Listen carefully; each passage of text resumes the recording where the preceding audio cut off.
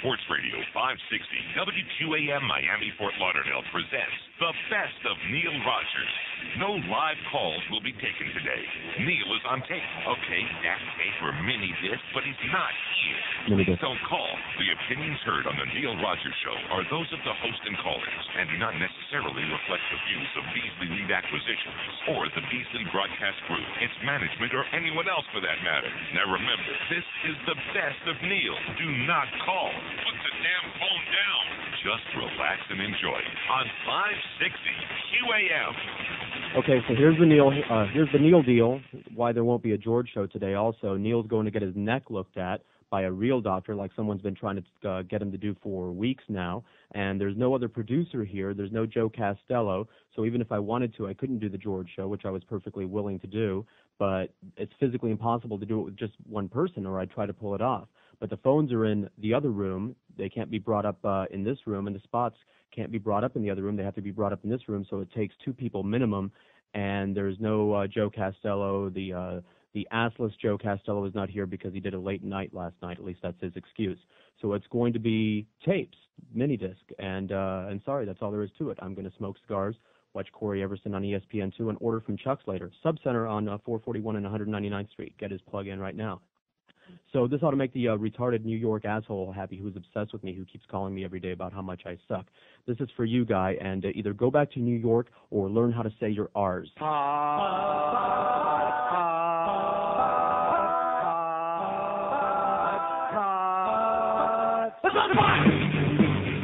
you can smoke it, you can chew it, you can really try to do it, smoking pot.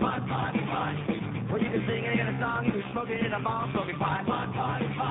Well, in the latest days, you got sleep in the day, smoking pot. Let's go! Let's go smoke some pot. Let's go smoke some pot. Let's go smoke some pot. Let's go smoke some pot. Come on, let's go smoke some pot.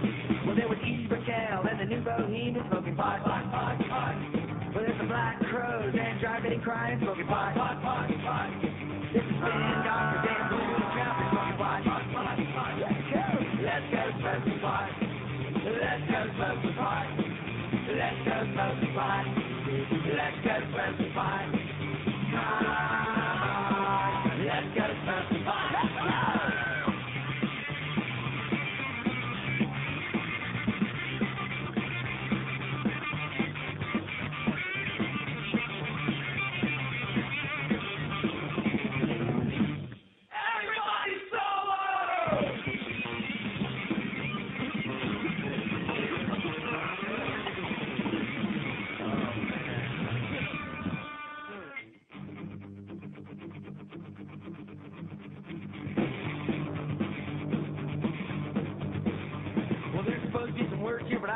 Because I smoked too much pot. I wish a lot of blues and everybody out there was smoking pot. I stopped flying belly, even red hot chili peppers and grilled jam and white bread panic. Let's go smoke some pot!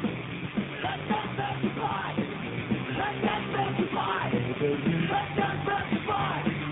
Come on, let's go smoke some pot! Let's go!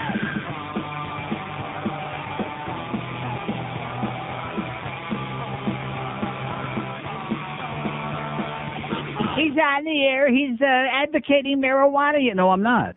I'm not advocating anything other than maybe a little bit of freedom, okay, and maybe getting the government out of your nose and out of your ashtray and doing important things so that people could walk the streets safely, and maybe that the food that you eat might be safe for you to eat, and things like that, little minor things that they ought to be taken care of instead of doing things that we don't want them to do for us. Here, let me help you across the street. It's that old deal again. Oh, I don't want to cross the street. Well, I'm going to drag you over there anyway, whether you want to go or not. Thank you. You know, when I left here yesterday, I went home and I drove out of the thing, and there was a Metro cop who made a U-turn on the side street, and then he pulled up right alongside of me at the red light, and I looked at him, and he kind of looked at me with kind of a, look like that. And I thought to myself, you know something? All the things that I talked about here yesterday, like marijuana and about illegal prostitution and all these stupid things they got on Biscayne Boulevard, I've been here for 22 freaking years, and it never changed and never will change. Just a waste of your tax dollars going right down the toilet. Speed traps, prostitutes, and marijuana bust. That's what it's all about. That's police work in America for you, and especially in this town. And as I drove away from the porker out there, I thought to myself, since we have so many porkers listening, Does it really do your heart good to know that you're wasting your time on all these wonderful victimless, so-called victimless crimes? That you're really protecting us from the murderers and the rapists and the arsonists and making Miami a really, and this whole area, a safe place to live? Yeah, it's really safe, ain't it? Let's go downtown tonight. Let's take about 100 people and just walk around downtown Miami tonight and show that we got the courage to do it. Okay? You first. So the Amerijuini thing is much ado about nothing, and I heard some, who the hell was, oh, is that the Boogster. Another one of those juvenile sports holes. Really juvenile. Talking about that last night. Oh, yeah, he got caught with the wicked weed, with the Amerijuini, and talking about it like this was like, I mean, grow up already, will you? Although in his case, he better not start smoking it, because if he eats any more, he'll blow up like a guy like Al Goldstein, that Boogster. Oh, yeah, the wicked weed. I mean, when are you people going to come out of La La Land like that sin broad that called this morning? What is it that's so offensive to her? In other words, women out there, their stuff don't stink. The women, by the way, are the ones that are watching Jerry Springer every day. There's no men home during those hours. The women are the ones that are watching all these crazy talking head shows with all this contrived, phony bullcrap where they're allegedly beating each other up on the stage, which is all staged and all a bunch of crap. Those are the people that are supporting that garbage. The women of America whose minds have turned to jello. But this show is too outrageous and offensive for them poor babies. Hey, Sin. That fucking bitch. Have a wonderful day, because I know you're listening. At any rate, the other big story, of course, is the Casey Martin ruling, which I told you the judge, having common sense, ruled the right way and said he can play and cut the crap and stop discriminating. And Mike Berardino, whoever he is, writes a very thinly veiled editorial, not just a commentary, but an editorial. And he keeps saying we this and we don't agree. What it means, we is the editorial board of the Sun Sentinel, since they already wrote a stupid editorial a few days ago, which I read on the air, about this cart thing. Let me say it for the 8 millionth time, all you blues-nose. Even Greg Kotex in a Herald's got a good column on it today, and if even he can see it, all you blue-nose assholes. What's the word that Greg Kotex uses? He said the golfers are too persnickety to do it right. That's exactly right. Golfing is not an endurance contest, because if it were, they'd have to carry their own clubs, okay? Walking from one hole to another is not what golf is all about. It's a contest of skill is what it's all about, and it's boring to begin with, okay? But in this day and age, for a major newspaper like the Scum Sentinel to be supporting discrimination because a guy is handicapped and because these other pansies are afraid that he might beat their pants off based on pure golfing skill is really pathetic. So let's make no mistake about it, the Sun Sentinel favors discrimination. How do you like that? Because that's all it is, plain and simple. And now, of course, the PGA, instead of just gracefully accepting the ruling, which everybody knew was coming, now they're going to appeal it. Because all those incredibly meaningful human beings like Jack Nicklaus and Arnold Palmer and Ken Venturi, whose great contribution to the human race has been playing a stupid goddamn game, they're too uptight about it, even though they're riding their golf carts in the seniors tour. That's because they're old farts. They're over 50, which if that makes them old farts, what the hell does that make me? Ancient. Exactly. And I don't ride no golf cart because I don't play a stupid goddamn game called golf. But what a grotesque thing that a major newspaper alleged, like the Sun Sentinel, continues hanging on to this blue nose mentality. We know what color their nose is.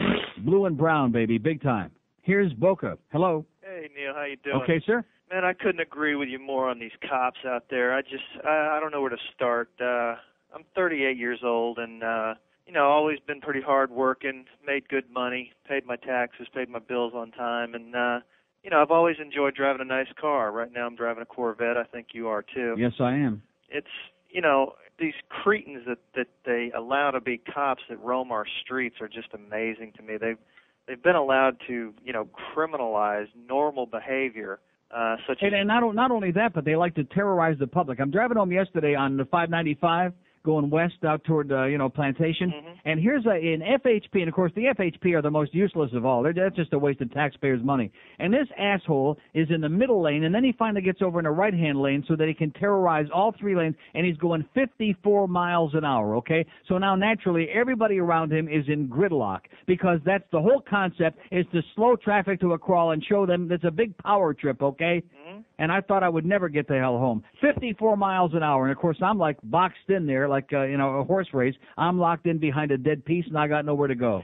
Yeah, and let them see that Corvette, and, they're attracted to you like a magnet. Yeah, like a maggot. Yeah, exactly. Meanwhile, the real bad guys, the guys that are doing the real crime, the O.J. Simpsons of the world, we can never convict any of those. Absolutely. Once in a blue moon. See, I have this theory that, basically what they want to do is they want to harass normal people because they know they have the money to pay the fines, which generates the funds to keep them in existence. You know, and if they go after the real bad guys, it's going to cost them. See, let me say something really revolutionary here today, okay? And that is that laws when we're talking about police work, laws like speeding laws were made to protect people from danger, not to harass people, not to give a cop the right or a community the right to write business so they can raise revenue. So in other words, if I don't come to a complete stop at a stop sign at 2:30 in the morning when there's no other car for 50 miles around in any direction, the idea that some cop sitting under a tree can write me a traffic ticket for not coming for running or a stop sign or whatever it is unbelievable. It's just unacceptable, and the public in this country are so brainwashed and so pussified that they just come to accept this like, oh yeah, this is right, you got to obey the law. Yeah, man. Well, I'm with you. Or like if I'm out in the middle of a highway on I-75 over on the West Coast at 2 in the morning, and there's nobody around for as far as the eye can see, and I'm going, the speed limit is like 70, and I'm going 85. What the hell difference does it make? And isn't it interesting, by the way, after all the brainwashing about speed kills and this crap, how slowly but surely we're getting back to 65 and 70-mile-an-hour speed limits on the turnpike and parts of 95 and I-75. Isn't that interesting? And nobody's running around screaming, oh, speed kills. That was the biggest bunch of propaganda and another excuse to write more goddamn business for the porkers. That's what it is. Amen. Hey, I agree with you.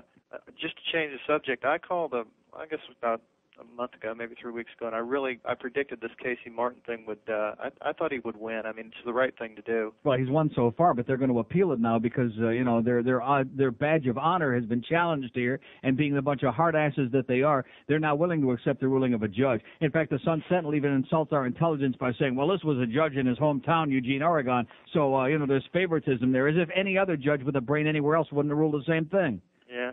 It's the right thing to do, though. Amen. Hopefully one time the right thing will win out. Listen, I've got one other thing to say. I have seen Boog at the arena a few times. Yeah. You're right. He is one big unit, and he definitely doesn't need to eat any more than he has to stay alive. Take care, Neil. Have a great day, pal. But I do like that orange hair. See, it's called conditioning the public. It's like anything else. It's like, Pavlov and the dog with the bell. You can condition people the same way you can do an animal. And over a period of your lifetime, if you're conditioned to the fact that every time you're going 10 miles over the speed limit, you got to keep looking at. I mean, I'm not suggesting you should be able to go any speed you want because, you're going 140 miles an hour. It's dangerous unless it's in a beautiful Corvette at, 2:30 in the morning on I-75. It should be okay. Let's air that baby out when in doubt. But if you're going, I'll give you a classic example out by me there, Hiatus Road. There's a canal on one side. There isn't one single house that faces Hiatus Road between Sunrise and Broward. Not one.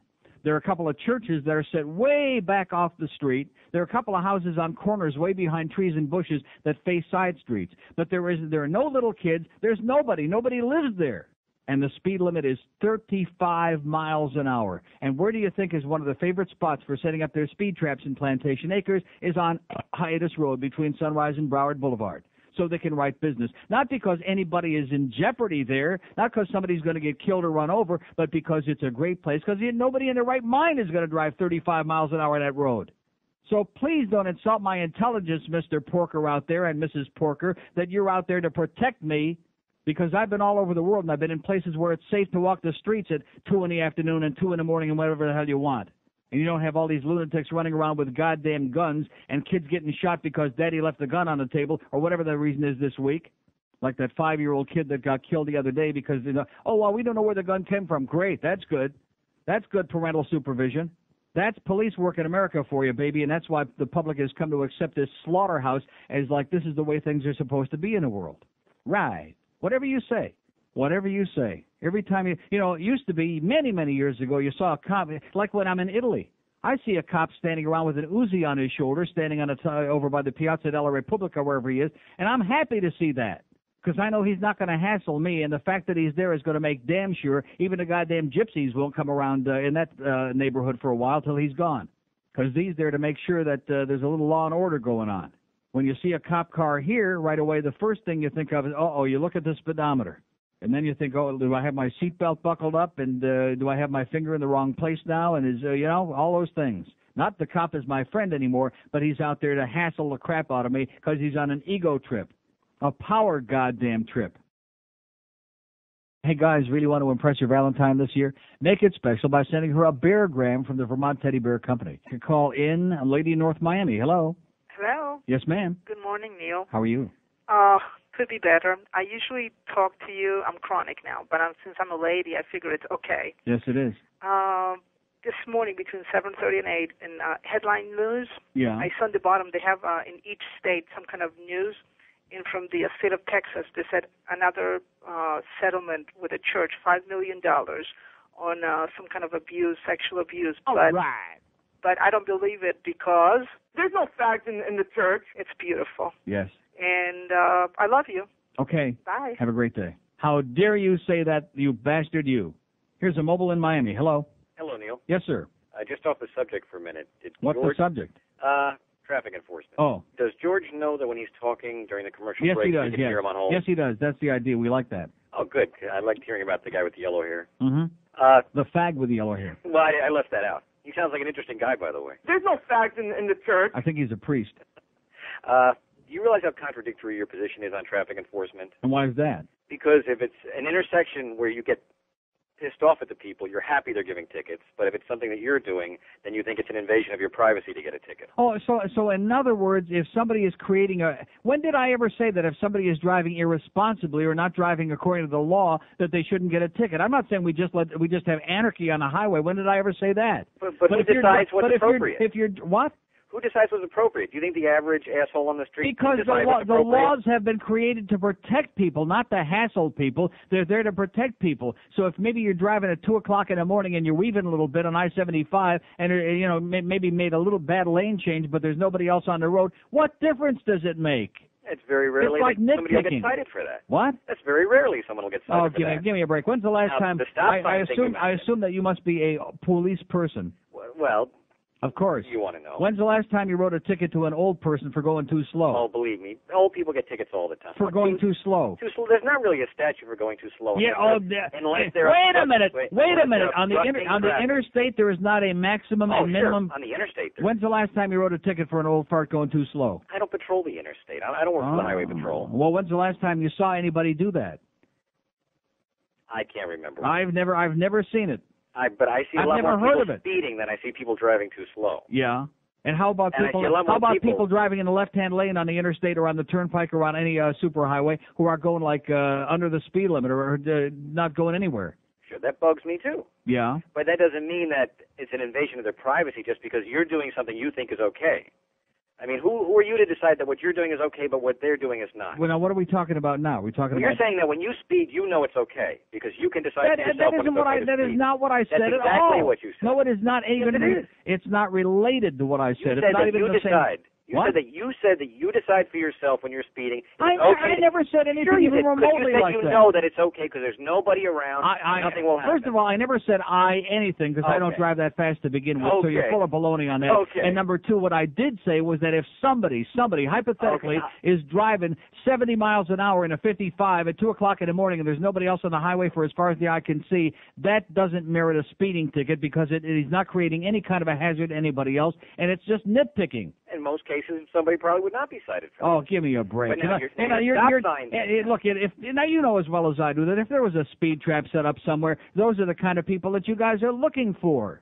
Why do you think they set up stuff like that, besides for making money? Will you tell me? Because they want to get people conditioned to the idea to try and stay around the speed limit. Oh, give me a Because break. if They want to you know get it- people conditioned to the idea course. of staying around the speed You know, limit. if there's nobody around, I everybody's see going to be doing people 100 doing the miles most. an hour. Look, this is Florida, okay, my friend. Everybody who can breathe gets a driver's license in this state, and they can be over the age of 100 and they still get a renewal in the mail automatically for a 6-year renewal. We got more people driving irresponsibly. We don't have any kind of a inspection system in this state, so there's people with no brakes, bald tires, no headlights. I don't ever see those people getting pulled over. I don't see anybody in law enforcement screaming, we need an inspection system in this state to get all the crap off the road here so it really is safe. All you're talking about is writing business, and you know it as well. You can argue with me from now till midnight. You're never going to change anybody's mind. All you're doing is writing business. How do you know what people are getting cited for? When you go down the street and you see a car pulled over, how do you know what they're getting a ticket for? Because when I see somebody sitting there with a radar gun, I know exactly what they're getting cited for. That's just one instance. Every time you see somebody, it's with a radar gun. Yes. You never see anyone else getting pulled over.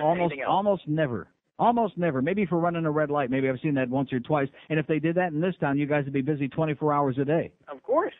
But maybe the guy who ran the red light said to himself, hey, I think this is safe. That's okay. I'm going to go ahead and go for it because I know I'm a good driver. When did I ever say that?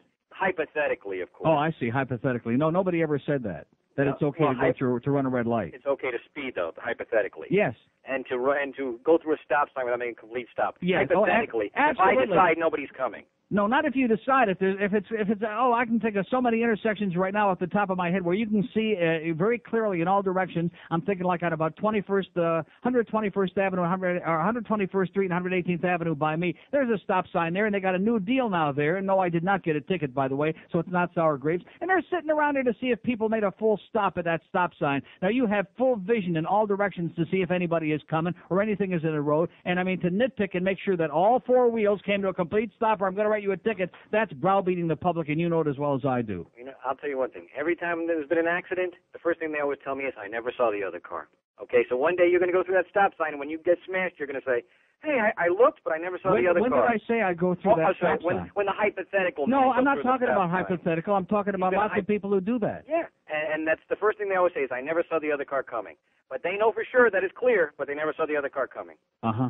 So that's what happens when you just assume that you know better than the law. Let me say it again. Oh, that you know better than the law. Right. Here's our lecture. Now we're getting a lecture, folks. We know better than the law. So if you got tinted windows and you're smoking a number in the car, you better not know better than the law, because this guy's going to pull you over and put you in a hoosegow because you got weed. There you go. Because you know better than the law. You know, you've never been the same since you got arrested. Yeah, right. You've always had that chip on your shoulder. Sir, I've been talking the same about police. No, first off, you want to talk about entrapment, sir, that's another subject you for another were never day. this bad before. No, never this bad as what? No, before you used to complain about getting speeding tickets, but ever since you got arrested, you've just been down on the law. Yeah, right. I've been down on the law all of my adult life, sir, because I'm tired of people getting hassled for bullcrap. That's the end of the conversation. Unbelievable. I've never been the same. Another piece of obfuscation, sir. You don't want to deal with the facts, and that is you're not in the law enforcement business. You're in the harassment business. You're in the goddamn harassment business and always have been. And what the hell does this have to do with that? What does one have to do with the other? But that's always a convenient excuse. There's anybody who doesn't believe in letting the cops do whatever the hell they want to you, they've got some excuse. It can't possibly be a legitimate point of view, you asshole you. Unbelievable. That's right. When you can come to that stop sign, you can see as clearly. You can look and look and look as you go through there. And if you don't come to see, that's the law. That all four wheels must come to a complete stop. Otherwise, you're breaking the law. Now, that's a good law, isn't it? Well, change the laws. Screw changing the laws, okay? We don't have time to try to change the laws with a bunch of archaic bullcrap going on in this country where the president's up there getting blowjobs every day in the White House. We don't have time to worry about changing that law either. The fact is, go save some lives and do some real serious law enforcement and stop trying to justify. We want to condition the people to go in the speed limit. What a joke that is. And what they've done in this town because of the paranoia, instead of like real cities, major markets like Chicago and Detroit and like in L.A., where when the highways aren't jam-packed like in the middle of the day and people are going, 75 and a 55 and everybody, and the cops are going by you like you're standing still because they create what is called a traffic flow. That's why.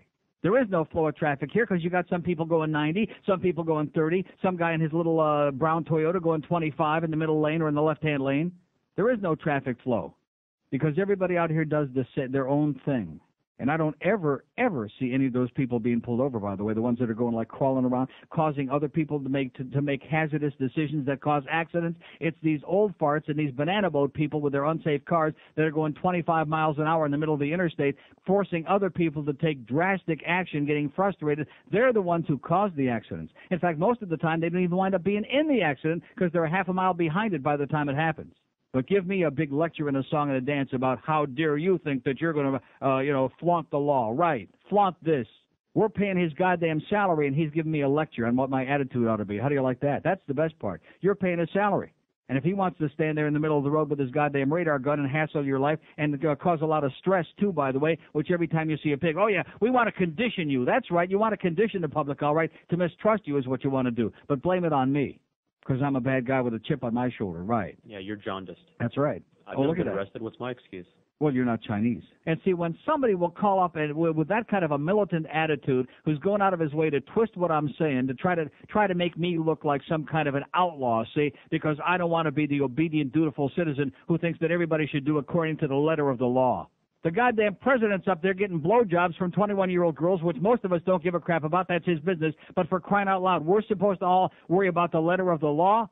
This is probably the same kind of guy who would tell you that if they come to your window tonight and they're looking in the window to make sure you're doing it in the missionary position with your wife or husband or both, as the case may be, otherwise they're going to take you off to the goddamn gas chamber. That's the kind of mentality this guy's got. Hey, who are you to know better than the law? Exactly. That's right. Keep it out of there. Yes, sir. Arafat. If you want a big, big fat mattress to stick all your money under, that's a good idea. That's right. Neil says stick it under the mattress and the money too. And if you want to get a great name brand mattress, the only intelligent way to buy it is to pick up the phone, sit right where you are. Don't make a move except to reach for the phone and call Dial a Mattress. I did it 2 years ago, and I've been happy every night since because... You love the TV show Cops. You salivated over the steamy video Cops, Too Hot for TV. Oh, I just love a man in uniform. Well, now you'll mess your pants with Cops, the bloopers edition. You have the right to remain silent. Yeah, more like silent but deadly there, Chief.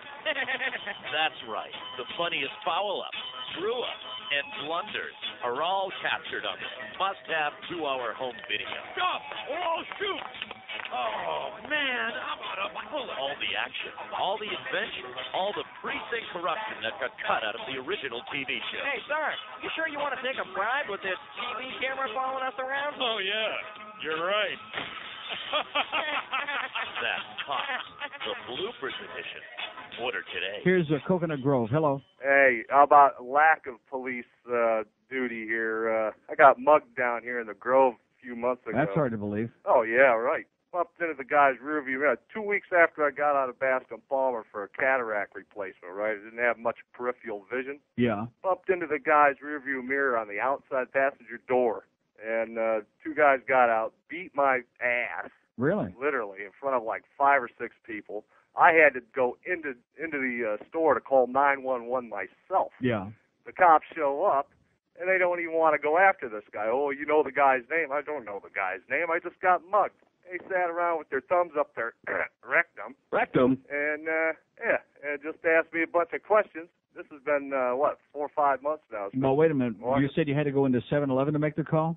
In the food spot. In the food spot. Yeah. Well, maybe they were refreshing. They were making new coffee in there while you were working outside. I think they just brought in a fresh batch of donuts. Yeah.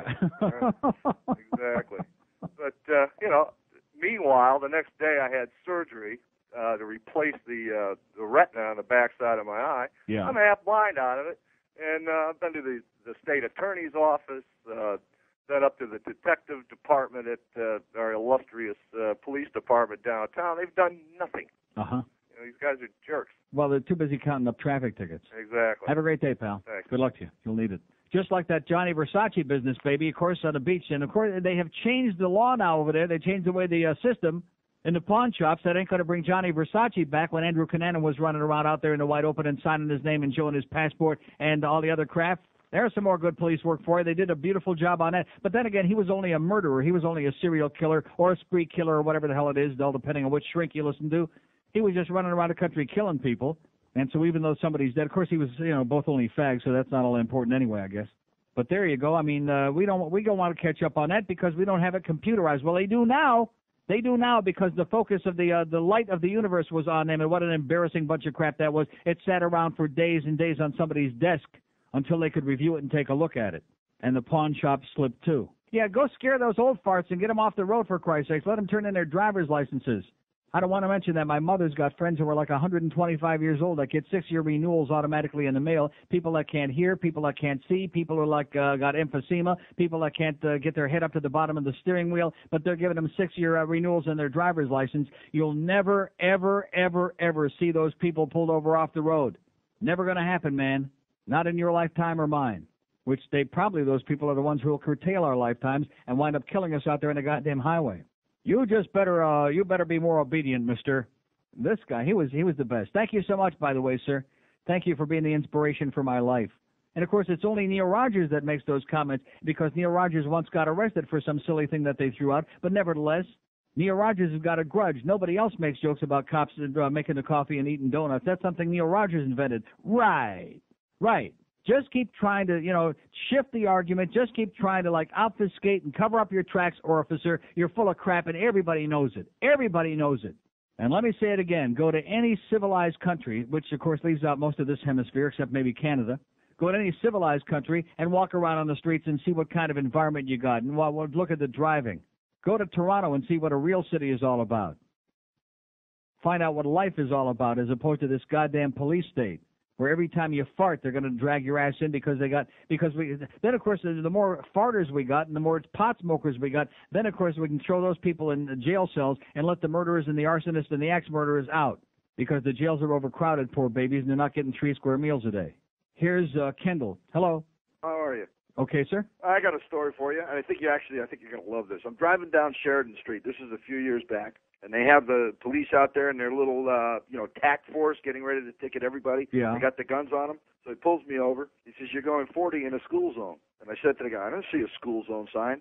And he goes, "Well, I can't help it if you didn't see it. You're going 40 in a school zone." So I'm thinking, well, maybe I did miss it. So he gives me the ticket. I drive up a block and a half, and there's the school, about 2/3 under construction. Yeah.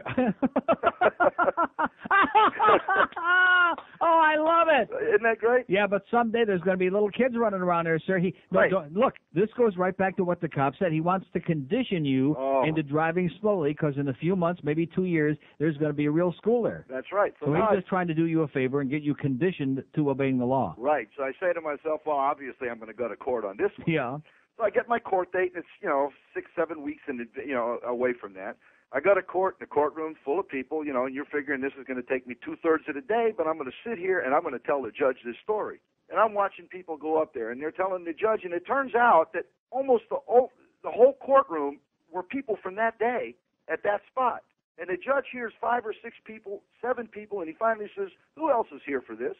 Almost the whole courtroom raises their hand. They did a hell of a job. Right. Yeah. So the judge says, "Oh, well," he says, "well, I'm going to charge everybody $32.50 in court costs and dismiss everything." And I hear people going, "Oh, that's great." And they're all getting up ready to go out and pay the clerk. I raise my hand. I say, "Your Honor, you're asking me to pay $32.50 for something I didn't do." And he gets this look on his face like, "How dare you challenge me?" Yeah. And he says, "That's exactly what I'm telling you to do." So I say, "I'd like a jury trial." I didn't know, just a shot in the dark. And then a guy way in the back says, "Hey, yeah, me too." Troublemaker. And then another guy over and he says, "Yeah, we're going to pay $32.50. We're all here for the same thing." And obviously these police screwed up. The judge slams his gavel down on the desk. He says, "Everybody here for this, get out of my courtroom." And so we won it. All right. Beauty. Nice job, pal. Hey, take care, bud. Don't do it again. All right. Okay. How do you like that? He was going to give him a discount, man. Like, oh, yeah, we only had to pay $32.50. And then I'll leave it up to this guy to have the balls, which most people don't. Let me say it again. Next time you get a ticket, call the ticket defense team, okay? That's what I do. I think I've had maybe 2 tickets in the last 6 or 7 years, both with radar, of course. Of course. And yes, I have been pulled over 2 or 3 times for speeding late at night in Plantation. And they always say, "Have a nice day," and don't do it again. So it's not a personal grudge. The Plantation cops have always been very nice to me. But just generally speaking, this whole concept of hassling the public is maybe if we could afford the luxury of doing it, if it was like a sideline, if we had no other crime, and we figured, well, might as well do something like that other guy said, because they're bored. Maybe then you could understand it. But where you have vandalism on every goddamn street corner, you got punks running loose on the streets, where you got people murdering people on street corners, where you got people being held up in shopping mall parking lots, where you have people shooting each other over parking spaces, and you look around, is there a cop anywhere? Oh, no, he's busy on hiatus there with a radar gun. But go ahead, Neil. Have a nice day. And guess what? You can, if there's any cops out there that think that because I do that, which I've been doing this on the air for years, because I say these things, you're going to write me a ticket, go right ahead. Be my guest. I haven't paid a traffic ticket in this state. Now, I don't think any kind of a ticket in this for years, maybe 15, 20 years, because I call the ticket defense team. They get it thrown out because more often than not it's bogus. And good luck to you. But if it'll make you feel better, maybe that porker will be sitting out here when I leave again today, wherever the Here's a mobile in Fort Lauderdale. Hello. Yeah, hi, Neil. Yes, sir. Yeah, I got 2 quick cop stories. I'm stopped at 6th Avenue South in Lake Worth. About 10 black guys come running up to the car trying to sell me crack, right? So I finally get away from them. They weren't black guys. They were German Italians. Yeah, and I finally get away from them, and I get pulled over for obstructing traffic. Yeah. And I tell the cop, I say, them guys were standing in front of my car on the side of my car trying to sell me drugs. He says, "We're not dealing with crack today. We're dealing with traffic tickets." And then the second story, listen to this. This was not a crack day, sir. It was a traffic day. Right. You better get your days of the week right. It's like today was Kraft Macaroni and Cheese Day. Tomorrow will be crack day. Right. And then the second Sunday one, will be Donut Day. Yes. The second one, I'm driving on 95 doing 75 miles an hour. I hit a speed trap. I get pulled over.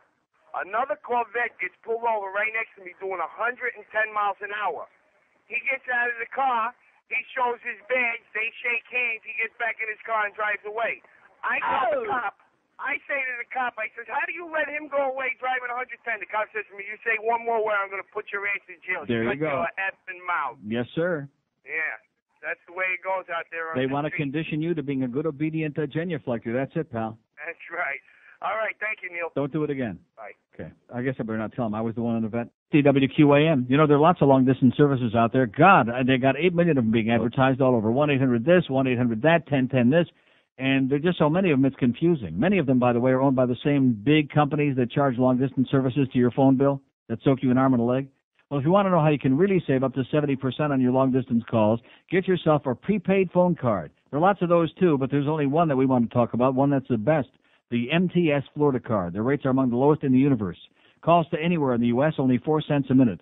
Canada, only 6 cents a minute, eh? Calls to Chile and Colombia, 9 cents a minute. Calls to anywhere in Europe, starting at only 8 cents a minute. With the MTS Florida card, you can count on some of the lowest rates anywhere in the world. The MTS Florida card is available at more places all over town. Just ask for it by name, the MTS Florida card. It's available in $3, $5, and $10 denominations. Start saving up to 70% on your long-distance calls with the MTS Florida card. Make calls in the U.S. for only 4 cents a minute. For more information or to order your MTS Florida cards, just call 305-644-0066.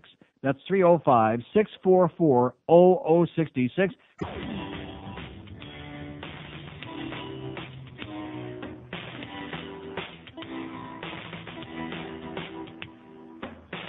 The problem is all inside, I bet, she said to me.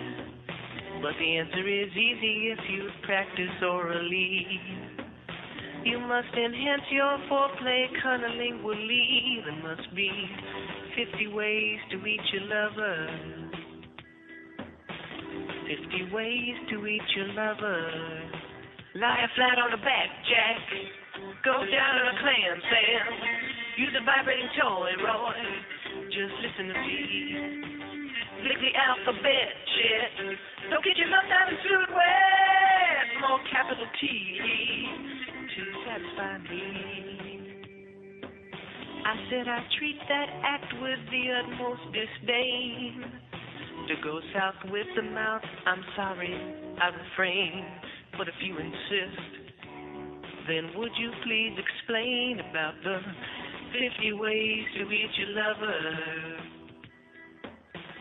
50 ways to reach your lover. Just kiss on the trim, Jim. Fuck her up on a BC. Eat a piece of that pie, guy. Now listen to me. Dial on a muff, duck. Just give it enough touch. More capital T to satisfy me. We were just discussing the really important segment on 60 Minutes last night before Mayor Suarez made a jackass out of himself, which we're used to. And that's the segment about Vernon Jordan, who be the good friend of the president. And very interestingly, you hear about the bleeps that we have to use on different things because they get real uptight on the certain shows on this station because they're a bunch of immature pussies. But at any rate, so last night, Mike Wallace was talking to different people about Vernon Jordan, who refused to be interviewed for this piece, so to speak. And at any rate, they were quoting Vernon Jordan when they asked him about what do you and the president talk about when you're out there golfing, you know, when you're riding around on the cart like Casey, what's his name? And Mike Wallace said the word, and they bleep. I mean, they put in a bleep. It was like E. Right, there you go. I don't have one of those. Mine's not that long. I have a short one. But at any rate, the word that they were trying to say was C is the word.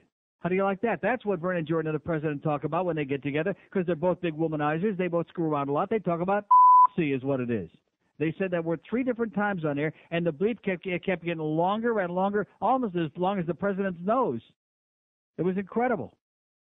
Have you noticed that lately? Now that you've seen he's got that big red one sticking out, and his nose is getting long too. I'm going to get to my thing about the Domino's pizza delivery before. And you know something? This was the most important story of the whole last week. The most important story for us, This was not about the president getting this thing sucked or this was not about dropping bombs on Hussein, who's running around from house to house. And then, of course, last night we had our big 60 Minutes thing with Mayor Suarez as we get embarrassed one more time from coast to coast and pillar to post. Here's a man who absolutely belongs in a rubber room somewhere in a straitjacket, and he's the mayor of this town, and leave it to Steve Croft and the people on 60 Minutes to finally expose this sham and this garbage. And nobody here cares because, like the one guy on there said, the average voter in the city of Miami is a 63-year-old Cuban woman with no teeth and no speak English. And those are the only people who vote in the city of Miami, and that's why we got and he also made the comment, this is a third world banana republic. I've been saying that for years. Oh. Yes, I have. Thank you, sir. Some bearded professor from FIU. That was great. That was a great piece. And Steve Croft says, has it gotten as bad as it possibly can it get any worse? And he said, no. He said, are you sure? He said, no. It'll get worse. I mean, we've only got people that are dead. This is worse than Dick Daley and any other dick you can think of. We got dead people voting. We got zillions of all these bad ballots. And nobody is getting. Carl Hyacin they actually made seem a little humorous last night on 60 Minutes, and that's quite an accomplishment because he's almost as funny as Dave Barry. Like that. Big story of the week about the Domino's pizza delivery. Didn't want to deliver in a certain part of town because it was dangerous. And right off the bat, that's an ethnic thing, baby. It's bigotry. And the court ruled that they got to deliver there. Even though we find out in this story, which we saw on the TV on the local news, we have pizza delivery people in Miami who won't deliver to certain parts of like Liberty City or Overtown because it's too dangerous. But the court says you got to deliver there. If you deliver someplace else, you got to take your life in your hands. How do you like that? A lot of times these muggers are the ones calling the pizza guy. Right. Like ordering out for money. Right. And then waiting for him. Well, how about those kids that time, was it in New Jersey or somewhere, that just killed the pizza delivery guy just for something to do? I mean, don't do that unless the pizza's cold and really bad, for Christ's sakes, kids. So what are we going to do about these pizza people who don't want to deliver in certain areas? I say we give them a medal. The idea that the court is going to tell me if I'm a delivery guy for some pizza joint or any other kind of a joint that I have to go into a neighborhood that's so dangerous that my life is in jeopardy. You know what I would do? I'd tell the judge, you go deliver it. Here you go. Here's a pepperoni with extra cheese. You go deliver it, asshole. And see how fast he puts his stupid ass in jeopardy over there, huh? Even Art Fleming and Alex Trebek wouldn't go in that joint. I think it was Nassau, which is supposed to be near like Riviera Beach or Sing-A-Rama. We'll find out from the audience. I never heard of such a joint. Here's a lady. I know Nassau in the Bahamas. I know how dangerous that is. And believe me, I'm not delivering no pizzas there. Lady in Miami, hello. Now they're going to have to pay combat pay at Domino's. Uh-huh. At the rate it's going. How do you like that? I don't at all. I don't like that at all. It's ridiculous. I think that's another reason to get Mama Mary's. Exactly. Yeah. So you don't put anybody in jeopardy. Mm-hmm. I was calling to see if you'd seen that 60 Minutes piece. Yes, I did. I can't. I'm listening to Suarez sit there and deny things that are so obvious. Like, oh no, there's nobody in my administration who's up on legal charges. Oh, no, well, what about this? Nobody. First he says, well, it's not 3 commissioners. 2 of them are in Metro Commission. No, only one of ours, and the city manager, and this one, and that one, and all his other cronies that he stuck in there. And the thing about the money laundering, about, you make it sound like it's for drugs. Oh, well, it's not for drugs, it's for this other thing. Yeah, but don't make it sound like it's for drugs. That would be awful. Oh, this is just unbelievable. If they don't get this guy out of there, if they don't recall him or have another election, then there ought to be like massive protest, like 24 hours a day in the city of Miami. If nothing else, just for embarrassing us in front of the entire country. That's again. right, and of course the whole area has to suffer. I mean, all of us who live here, we know that the city itself is nothing but a stupid banana republic. But the fact that all of South Florida has to, suffer our image, which is bad enough already as a slaughterhouse, because Mayor Suarez is doing bad drugs or something. I mean, to hell with it. And then of course, I love when he says to Steve Croft when they played the tape of his threatening message to the Herald. Remember that? Right. When he threatened to pull all the city's ads out of the Herald, and then he says, "Oh well, it wasn't good, but you could tell from the tone I was just joking." Oh, right. I hate to see it I hate to hear him when he's serious. Yeah. Oh. He is serious. He's a serious asshole. Oh, always was. The other thing I overheard you and George talking about curling. Mm-hmm. We did a piece on Sunday morning on CBS about the history of it and how it works. I was watching it. Turns out the whole thing was invented in Scotland by the farmers during the winter. A bunch of assholes wearing kilts, probably. When all they had was frozen lakes and granite stones and nothing else to do. So you figured that's where the whole game came from. You know something? You watch this whole thing, and I started to mention before, not only are the events themselves a farce, very few of these events are really sports in this Winter Olympics, but then for these silly ones like the what do they even call it? Ice dancing? It's dancing, yeah. Ice dancing and figure skating, and they're constantly, especially on the CBC, talking about how the judges are like banding together in groups, the Eastern Europeans and the French, and the whole thing is fixed. It's a joke. They do play favorites. They always have, especially back when there was the Soviet bloc. It was notorious well, that they're they all still doing voted it. together. The Eastern European judges and the French, and of course, leave it to the French because they're a bunch of traitors anyway. They're scum. So leave it to them. They're the ones that are always, harboring terrorists and selling nuclear weapons to 10th world countries. That's the French for you. Always. And nothing to do with that. So somebody faxed us the article. Thank you so much from the Herald about King and his subjects. And the people of this town have been clamoring for years for that money that Larry owes to them. For years, they wanted it back. I will not give it to you. Millions and millions and millions that this man has made and refused to pay people back the thousands that he built them out of. I will not give it to you. Larry will make good on his old South Florida debt. He owed. Now, the best part of this story is, which whoever faxed it didn't realize and could never have known unless they're psychic like Kishko Griffin. He owed $5,000 to Seymour Notarius, a retired New York veterinarian. Seymour Notarius, come to find out, this is the guy who used to peddle his rice and lamb butter dog food in my health food store in 1977. Over in whatever that part of town is, in North Dade, in North Miami Beach. Oh, my God. And it comes to find out later in the story who died in July of 81. Well, he was a big, fat guy.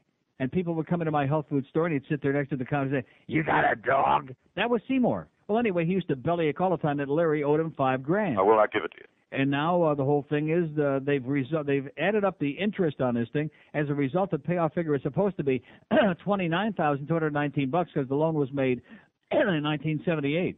And we'll repay the principal, says Larry's lawyer, agent, whoever this is, but we're not going to entertain the interest or the public. I will not give it to you. And Notarius died, but the daughter is going to get the money. She's an innkeeper in Croton-on-Hudson, New York. Says he died broke. How do you like that? At age 67, this poor bastard died broke, and Larry owed him the money. That might have kept him going for another year or two. I doubt it. Not a lot of money, she says. It's the principal. I remember Daddy feeling tremendously betrayed by Larry King. King will not pay $7,000 to widow Marge Hartnett, who says her late husband, former Coral Gables Mayor Fred Hartnett Sr., loaned him the cash in the 1960s and got stiff. I will not give it to you. King simply doesn't remember, says Barondes, who's his lawyer or whatever. But he resents the implication that he's cheap and won't pay his debts, so the King of Talk is offering to donate $10,000 to Miami Children's Hospital in the Hartnett's name. Says Hartnett, "I love Children's Hospital, but you owed the money to us." I will not give it to you. So there you go. Nice going, Larry, you cheap prick, you phony baloney ass kisser. All these years have gone by. Even that guy, even that nice veterinarian, he was a good guy. Real fat, though, he's dead. The fat people are the dead people. You know how that goes. Here's a mobile in Miami Shores. Hello. Hey, how you doing? Okay. I wanted to, you were talking about the 60 Minutes, and I watched that last night, and I had some pretty good laughs, like the line where you don't even have to have a pulse to vote in Miami and all the other stuff. But once again, it's like we're embarrassed, like you said, nationwide. It was like a Time magazine cover a few years ago, and now we have this ridiculous crap going on in the city. And then, people expect crime to come under control when our leaders are pulling this kind of hijinks. I mean, I'm going to tell you something that really pisses me off about that, and that is Carl Hyacin from the Herald, who they made look like a real little comedian there last night, like Dave Berry Jr.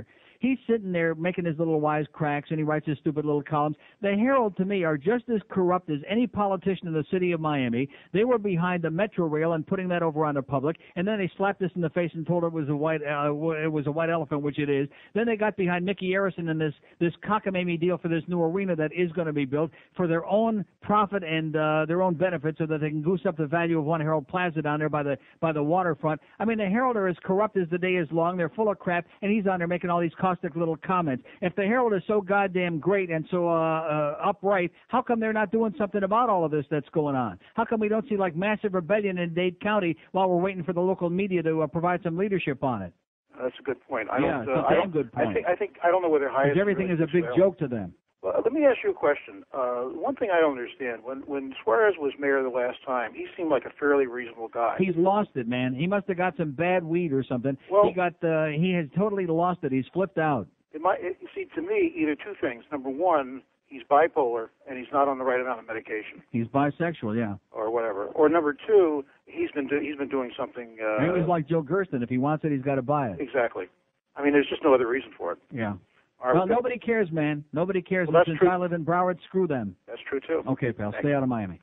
When you're Radio 560 QAM. The Neil Rogers Show, now on 560 WQAM, Miami, Fort Lauderdale. Men in chains, just the way I like them. And then this morning I'm coming to work, and I'm over there in Plantation, which, by the way, I'll get to Plantation. I would like to report right now that I believe that there's a chigger in the woodpile that's in Plantation, and the call we had from the cop last week on his show, and now we have this Plantation, this big thing, this STEP campaign starting today, by the way, which I'll get into, the Selective Enforcement, Traffic Enforcement Program, STEP, as in step on this. That call was from some porker over there in Plantation is what it was all about, because this article in yesterday's paper, which I appreciate somebody bringing to my attention, by the way, this is a carbon copy of that phone call we got last week. They're trying to condition us to doing this and doing that. Meantime, I come back from the track last night and come west on Sunrise Boulevard off the Turnpike, as always, and there are people, I'm going, it's 45 is the speed limit, okay? I'm going 50, 52, whatever, which is a little bit over. People are going by me, as always, 70, 75 miles an hour on Sunrise Boulevard. And I say you people need mental help, including you. You're telling me that you were one of those people going 70 miles an hour on Sunrise last night. Well, 65, 70. I don't usually do 70 until I get on, Palm. Mental help these people need, okay? Hey, there's nobody else on the road. Yeah, okay. I don't run any red You're lights. the one that the guy's talking about that wants to make it up as you go along. There's nobody else on the road, so you're going to go 70 on a residential street. That's nice. Well, that 4Runner just gets away from you. Yeah, I know. It sure does. See, I'm lucky I only drive a damn Corvette that can only go 165 miles an hour. You got that big, powerful 4Runner. I mean, I can't compare with that. A lot of rumors about this station, by the way. We'll get into that. So anyway, getting back to this thing, well, first of all, there's all these rumors before I get into the thing about the Plantation porkers. There are massive rumors about this place being sold, this radio station, or maybe, I'm not sure if it's just this station or if it's KISS and Power 96 also, all three of them, the Beasley properties. And what we have to say to that is, oh my God, are we praying? We got our legs crossed, we got our eyes crossed, we got our fingers crossed, we got our nostrils crossed. I'm even wearing a cross. I'm rubbing my rosary beads right now. I'm going to lay some tefillin and whatever else I can get my hands on. Any kind of we're going to rub the Buddha on the head. Hey, listen. Well, sooner or later, we'll get the leprechaun and rub his head, too, a little bit.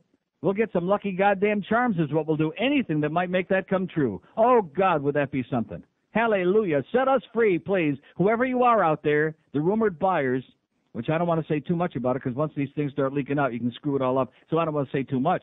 But the rumors are running rampant. You don't think that's the reason that we're just kind of sitting here like in limbo? Because you know that nobody who's a real broadcaster in their right mind would be running this place this way. So maybe that's what really is in the wind here. Not that I want to get anybody paranoid and psychotic that works for Beasley Reed, being such an upstanding company like they are. Oh, man. Any rate, this ties in so directly, not that I'm paranoid, but it ties in so exactly with that militant, psychotic call that we had on this show last Friday or Thursday. I guess it was Friday. And it was in yesterday's Scum Sentinel, right on the heels of that conversation. Plantation, where I just happen to live and have for many years now, plantations break, B-R-A-K-E, with tradition. Police departments plan to halt motorists to ignore traffic laws. I want you to listen to this because even if you don't live in Plantation, this should give you an idea of the mentality that we're dealing with here. Motorists who drive through the city of Plantation should be extra careful to obey the law this month. Starting Tuesday, meaning today, the Plantation Police Department will clamp down on drivers who ignore speed limits, run red lights, tailgate, don't wear seat belts, don't signal or otherwise break the rules of the road. Patrol officers in police cruisers and undercover vehicles will be armed with radar and ticket books along all major roadways and school zones in the city. Every driver they see, listen to this, every driver they see breaking the law will get a warning. Many will receive tickets. Starting today, if you violate a traffic law, you're going to be stopped, said Police Captain Keith Hilgenfeld, who oversees the department's road patrol and motorcycle officers. The month-long sting dubbed the, no, a sting, it's a sting, they're stinging it. You feel it? They're stinging it. Dubbed the Selective Traffic Enforcement Program, STEP, how clever, is aimed at discouraging careless driving and decreasing the city's high accident rates. Plantation logged more than 3,000 motor vehicle accidents in 1997. According to Sergeant Frank Rubino, of these, more than 480 resulted in injuries. We had 15 fatalities in 1996 and 6 last year. That is outrageous, Hilgenfeld said. How do you like that? He said not only was it unacceptable, it was absolutely outrageous. That's what he said.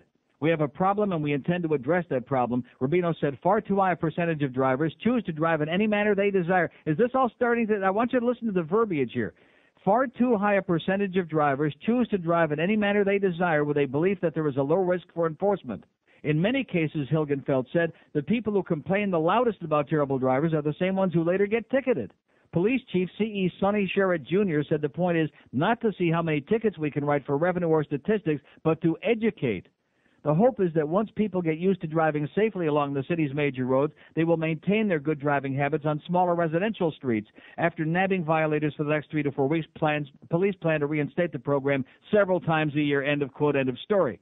If that doesn't sound like a carbon copy of the conversation we had with that militant, obnoxious, disgusting porker on Friday on his show, I mean almost word for word, is what it sounds like to me. And, of course, it's only a coincidence because I happen to live in Plantation. And guess what? I'm not wearing no seatbelt. I'm going on the air right here with that now today. I am not wearing a seatbelt. See, that whole seatbelt law is like telling me what kind of toilet paper I have to wipe my ass with. It's none of your business.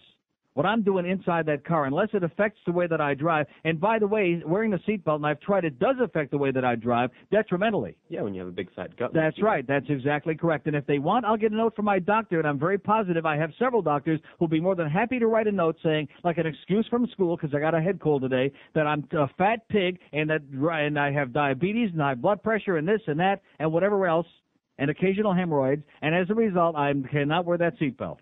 And if you guys don't have anything better to do, in addition to which, the last time I checked, pulling somebody over only for not wearing a seatbelt isn't legal in the state of Florida. You have to be violating some other traffic law before they can pull you over for that, is the way I understand the law. I could be wrong about that. Now maybe we'll start pulling people over for passing on the right, too, like on Sunrise. Now, I applaud, I'm all for pulling over dangerous drivers. People who are running red lights, people who are running stop signs, not maybe like not making a complete stop, but people who are running stop signs, people speeding in school zones. I'm coming this morning to work out here on Honey Hill Road, and I'm slowing down. Now, granted, those lights haven't worked since we had the big storm a couple of weeks ago, but any jackass can see where those people with the straps, the orange straps on, standing on the corners, helping the little kids across the street, those traffic, whatever they call them. That means there's school in session, and the sign says very clearly school zone 8 to 9 a.m. And I'm coming here 25 to 9 or 20 to 9 this morning, and I'm slowing down to my 15 miles an hour, and there's this big Schwarzer in a big truck behind me, and this guy's like practically pushing me because he's so pissed off because I'm going 15 miles an hour right on the dot. Well, it's a school zone, you asshole.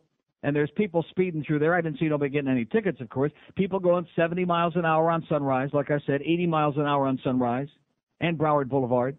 People running those lights that I've been talking about forever. And, of course, this business, they're going to be equipped with radar and ticket books. Well, that sounds like more of the same to me. And if you have, why don't you get the speed limits like on hiatus? They're up to where they belong, like 45 instead of 35. And then none of us would have, who are at all responsible, would have any problem with that.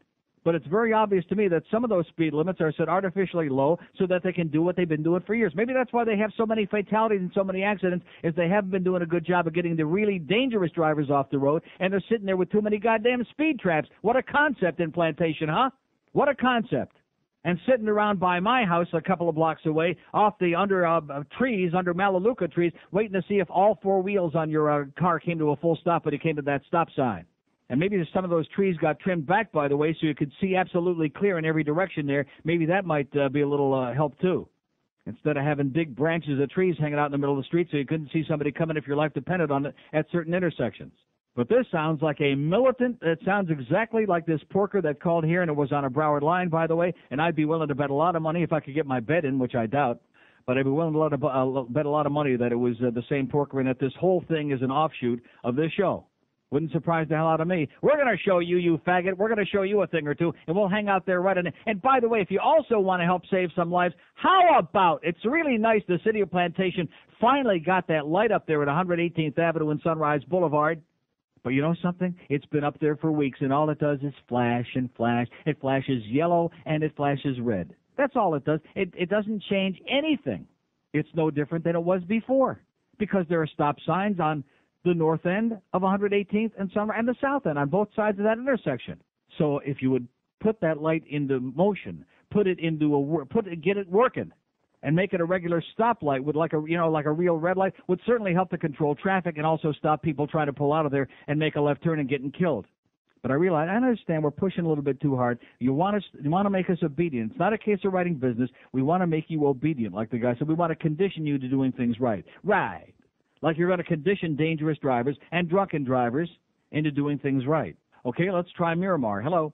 Uncle Neil. Yes, sir. All right. You can Oh, my God. That radio yesterday was bad. I thought it was my radio. Thank God it's only your signal. Yeah. It sounded like the Well, radio. what do you mean, thank God it's only my signal? Isn't that great?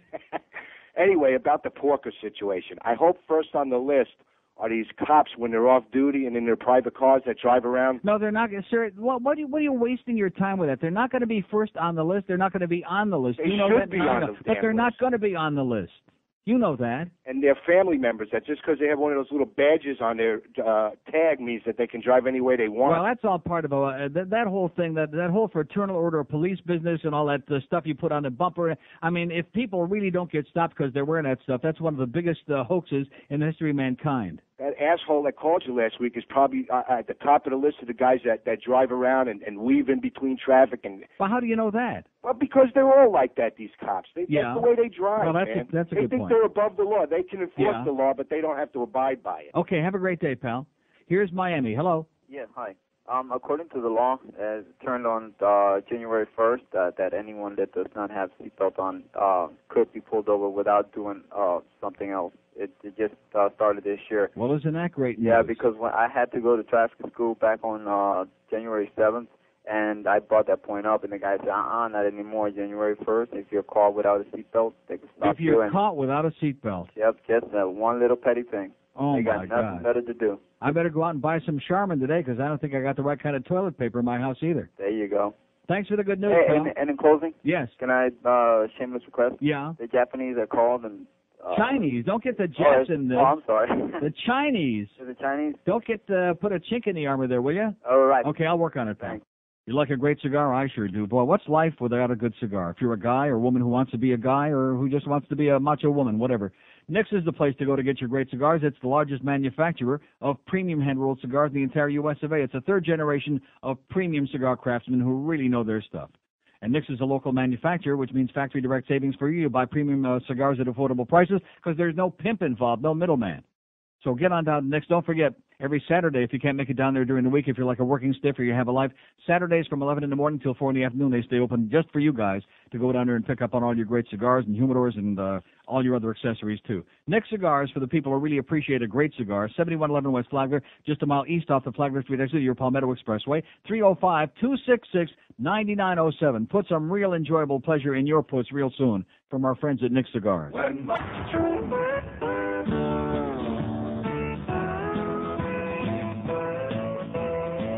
I was riding on a train to Austin, Texas, when a very lovely lady sat next to me. When she got up to eat, she asked if I would hold her safe. I was more than happy to, and now there's more I'd like to do. I wanna kiss her, but she won't let me. I wanna whisper sweet nothings in her ear. I wanna hold her behind closed doors and more. I wanna kiss her, but she won't let me. When she returned, she said she was an actress. She showed me an album of pictures of her opening, which she'd been sitting on.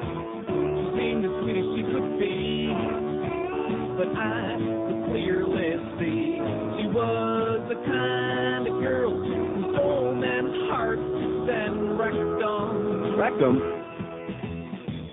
I wanna kiss her, but she won't let me. I wanna whisper sweet nothings in her ear. I wanna hold her behind closed doors and more. I wanna kiss her, but she won't let me. Well, I'll never forget that train ride down to Austin. We shared a seat and we shared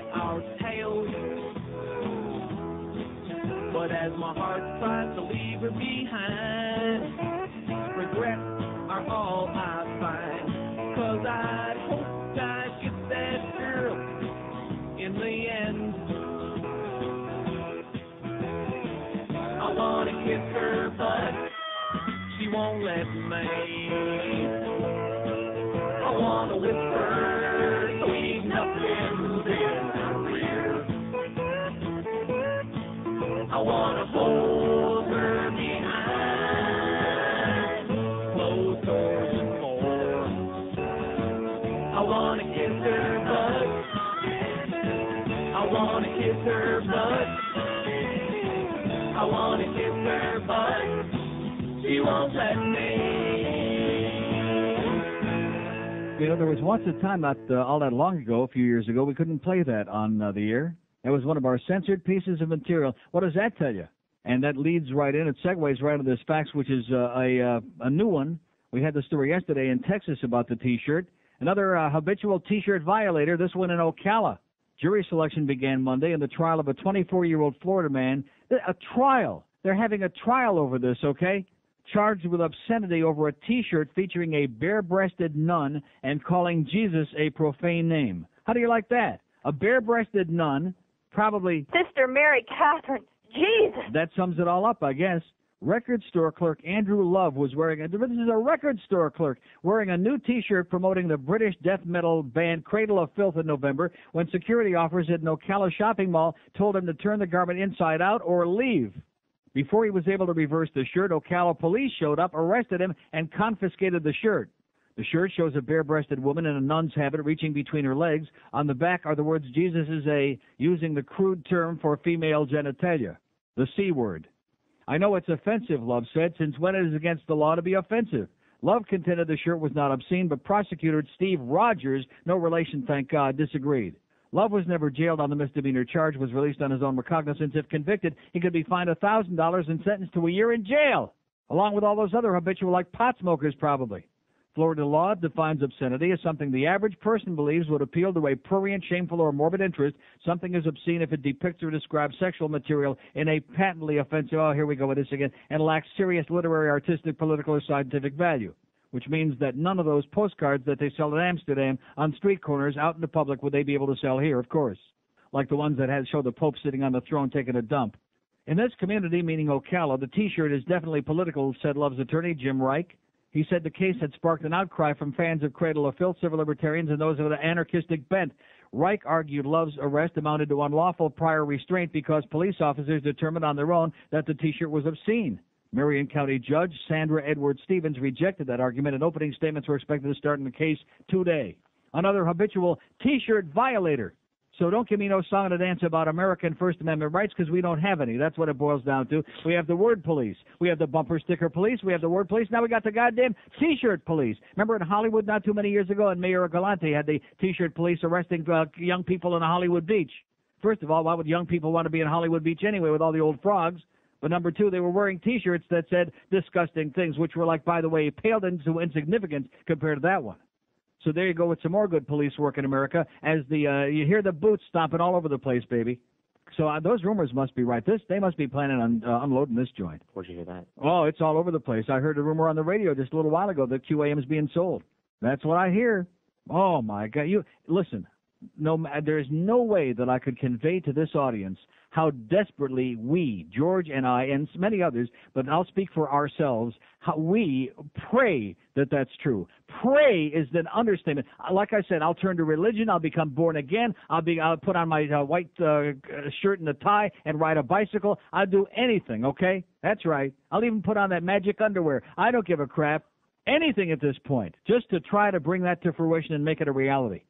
Because these people here, man, they are clueless. It's not like they're a little bit off. They're way off in La La Land. They're so far removed from anything that has to do with radio broadcasting that it's like we're talking about a Chinese freaking laundry. And they could even screw that up. And I forgot that Chinese restaurant. But if he hangs on, I'll get around to it. Just hang with me, pal. One of these days I'll play it. Here's Tamarack. Hello. Oh, Neil. Yes, sir. Yeah, I'm responding to the article that you just read about the T-shirt. Yes, sir. Yeah, I was working in Plantation 7 years ago near the corner that you talk about a lot, Broward Boulevard and University. Uh-huh. Right near the food spot where all the cops hang out. Right. And the guy I was working for, Wide World of Sporting Goods, we had a lot of risque T-shirts. And we got the word that there had been a complaint. Oh, my God. Huh? Yeah. And we got a complaint from one of the cops that said a woman had called and they were going to come down and they were going to, confiscate the shirts and so forth. Yeah, because they probably wanted to give them away as gifts to their girlfriends. But anyway, oh my gosh. I told the boss, I said, just leave the shirts out there and let the chips fall where they may, and whether they arrest Let me or the whatever. shirts fall where they may, right. Exactly, but he folded, and he took the T-shirts down and caved in because he didn't want any problems. I was willing to let it go all the way. Yeah, what a bunch of shirt. But you see I figured the First Amendment would protect me, but I guess. Oh yeah, right. I guess you're in a dream world, man. You're in La La Land. There's no First Amendment. It's an arbitrary thing. The cops make it up as they go along. Exactly. Oh, we find that's offensive. That's obscene. Okay. Exactly right, and these were just, they weren't even that risque, compared to what you're talking about. But it was this attitude that you just mentioned, and interestingly enough, you live in Plantation. The cops, they were very good because they at least tipped us off, and they told us what was going to happen, and they've been very friendly to us. So those are the ones you talk about that always have the coffee at that place. Right. Oh, they sure do. Well, they make a good cup of coffee, I'll tell you that. Yeah, definitely. Okay, congratulations, sir. I'm glad, and I'm just responding. And I'm glad you cleaned up your act. Okay, bye-bye. Okay. We got the dirty language T-shirt police going now, baby. You have to be kidding me. What the hell are you doing in Amsterdam? Neil? Yes. I love this apartment. We have it. You're welcome to use it. How we are one block from the marijuana hash museum, which means we're half a block from the red light district. Well, keep your damn windows closed, for Christ's sakes. All you need to do is get the munchies. That'll be the end of you. It's true. You don't need any assistance. Neil, I want you to use this place. I love it. I love Amsterdam. It took 6 days to get a phone. Yeah. But it is wonderful. The food's great. The bakery is superb. No fish food in Amsterdam. No. I just want to send you love and kisses, and that we're here. We'll be back in New York Wednesday and Florida Saturday, and I want you to use the apartment. It would be a joy to share this. Oh, I definitely will. You got it. And how's the weather there now? It's not too bad. It's 56 degrees. They're surprised. They said it's a very warm winter. Yeah.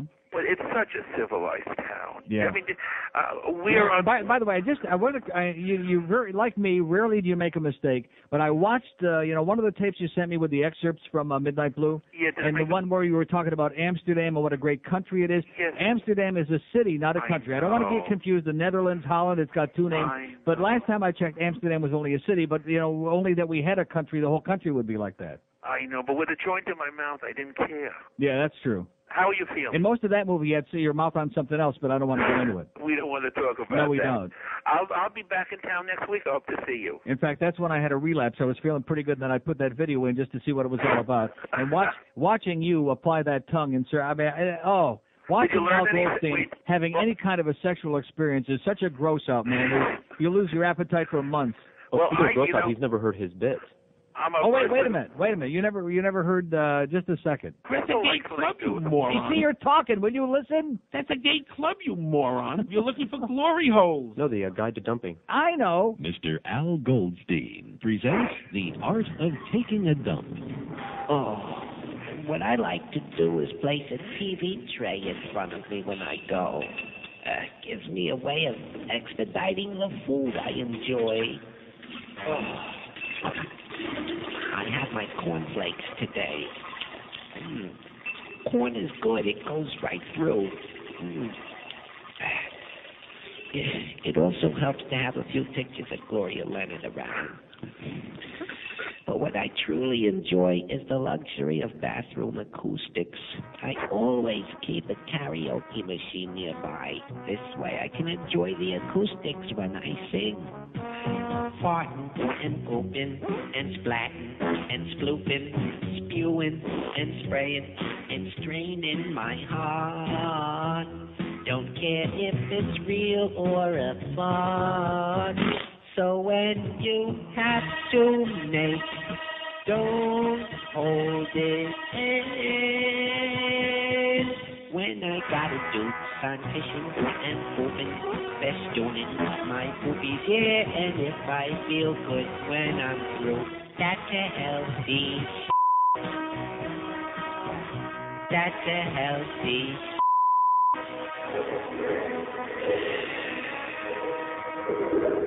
How do you like that? That's wonderful, Neil Rogers. What a great tribute to Al Goldstein. Next week I'll see you at the track. Maybe I'll win some money. Fat Rich stole $200. Oh, he never gave you he never gave you the money back? He never did. He spent it on food. Okay. Neil, thank you. I'll Take speak care of to you yourself. soon. Okay. Bye-bye. Go smoke some for us. Al Goldstein in Amsterdam, talk about dangerous, or at least they don't have any good food there. He'll find it. How can I help you? Yeah, calling for the restaurant for sale? Yeah, uh-huh. Yeah, uh-huh. What's your name? Patrick. Patrick? Yeah. So thought you're supposed to talk to someone named Fu. Who? Fu. Okay, hold on just a second, okay? Yeah. Hello? Hello? Yes, yes. Yeah, who's speaking? Hello? Yeah, hello. Who's speaking? Hello? Hello? Can you hear me? Yeah.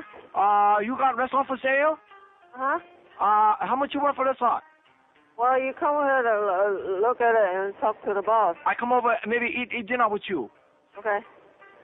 Does that price include all the walks? Huh? Huh? 什么？怎么的说？ You Chinese? Yeah, Chinese.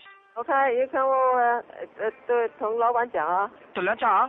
讲2点半了哈。2点讲应该咋样啊？啊？ Yeah. 2点半哈。2点讲的。Okay, how about I get order to go and then I come over, pick it up and look at restaurant? Okay. Okay? What you have?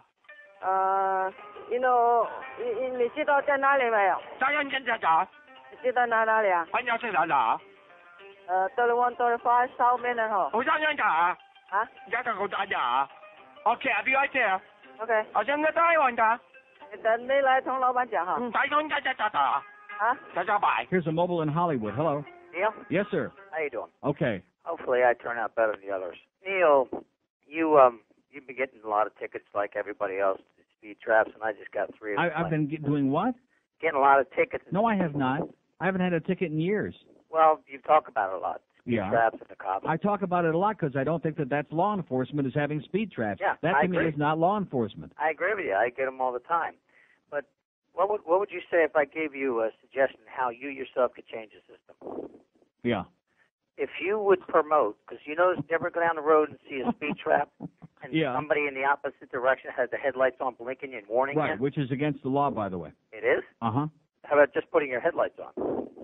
Well, that's okay. But if you would promote something like that. I mean, it's against the law, but we all should be doing it. I always have promoted that. You did. And the cop will pull you over and give you a ticket for that, too, by the way. They get very pissed off if you do that. What law is that broken, though? Huh? They just can't give you a ticket because they feel like it. What statute is that? Who knows? I have no idea. Because you're screwing with their game. Don't you understand? They resent that. That's why they resent me, because I've been talking for weeks now about the silly stop sign police in Plantation and about the radar traps on Hiatus Road. So now they're taking it out on me, and now they're going to take it out on everybody else because they're pissed off over there. Somebody peed in their coffee at the food spot, I guess. Yeah. Look, for as long as I can remember on this show, we've done these pig reports where people call in and they tell us wherever there are speed traps. We put it right on the air. That's the best thing that I could do, and we will continue doing it. How would they be able to give you a ticket, though, just for putting a headlight on? You're asking me? Who knows?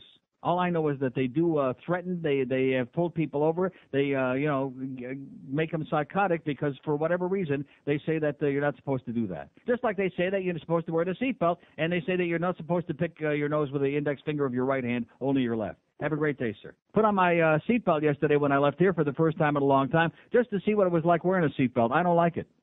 I hate it. It's very constricting. It's very uncomfortable.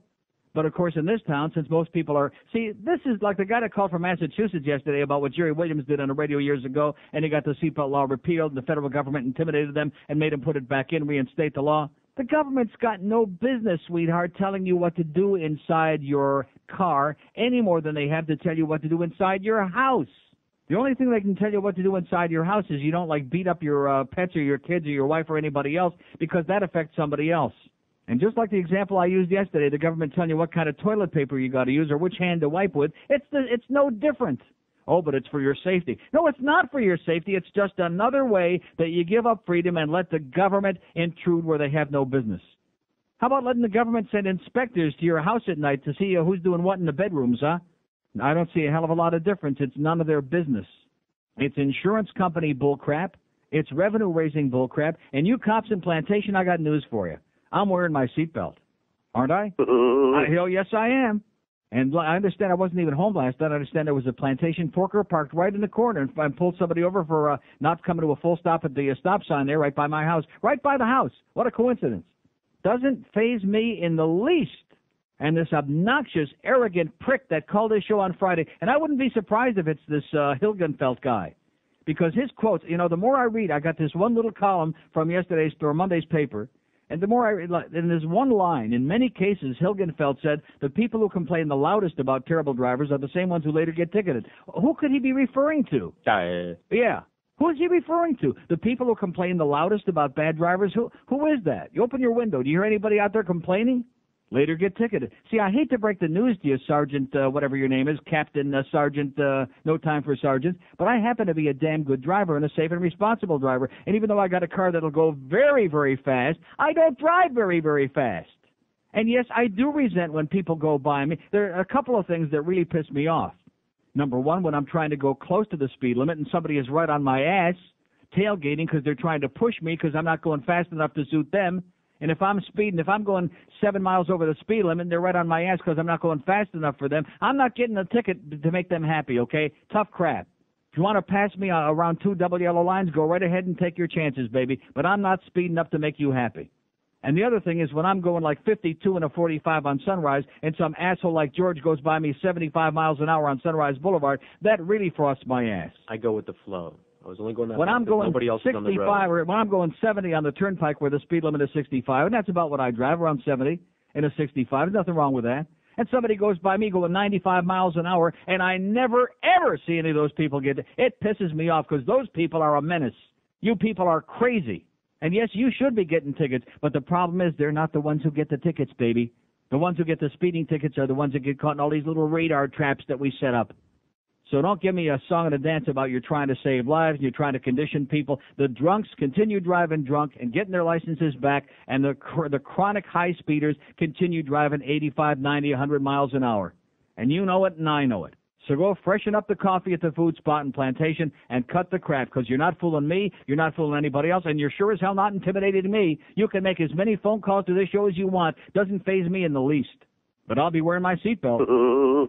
Slow down in Plantation, by the way. You don't want to get no tickets, and buckle up your seatbelts and make a full stop and sit there for about half an hour at the stop sign. And guess what? They still don't have the light working at 118th Avenue and Sunrise Boulevard. The light's still flashing there. Useless.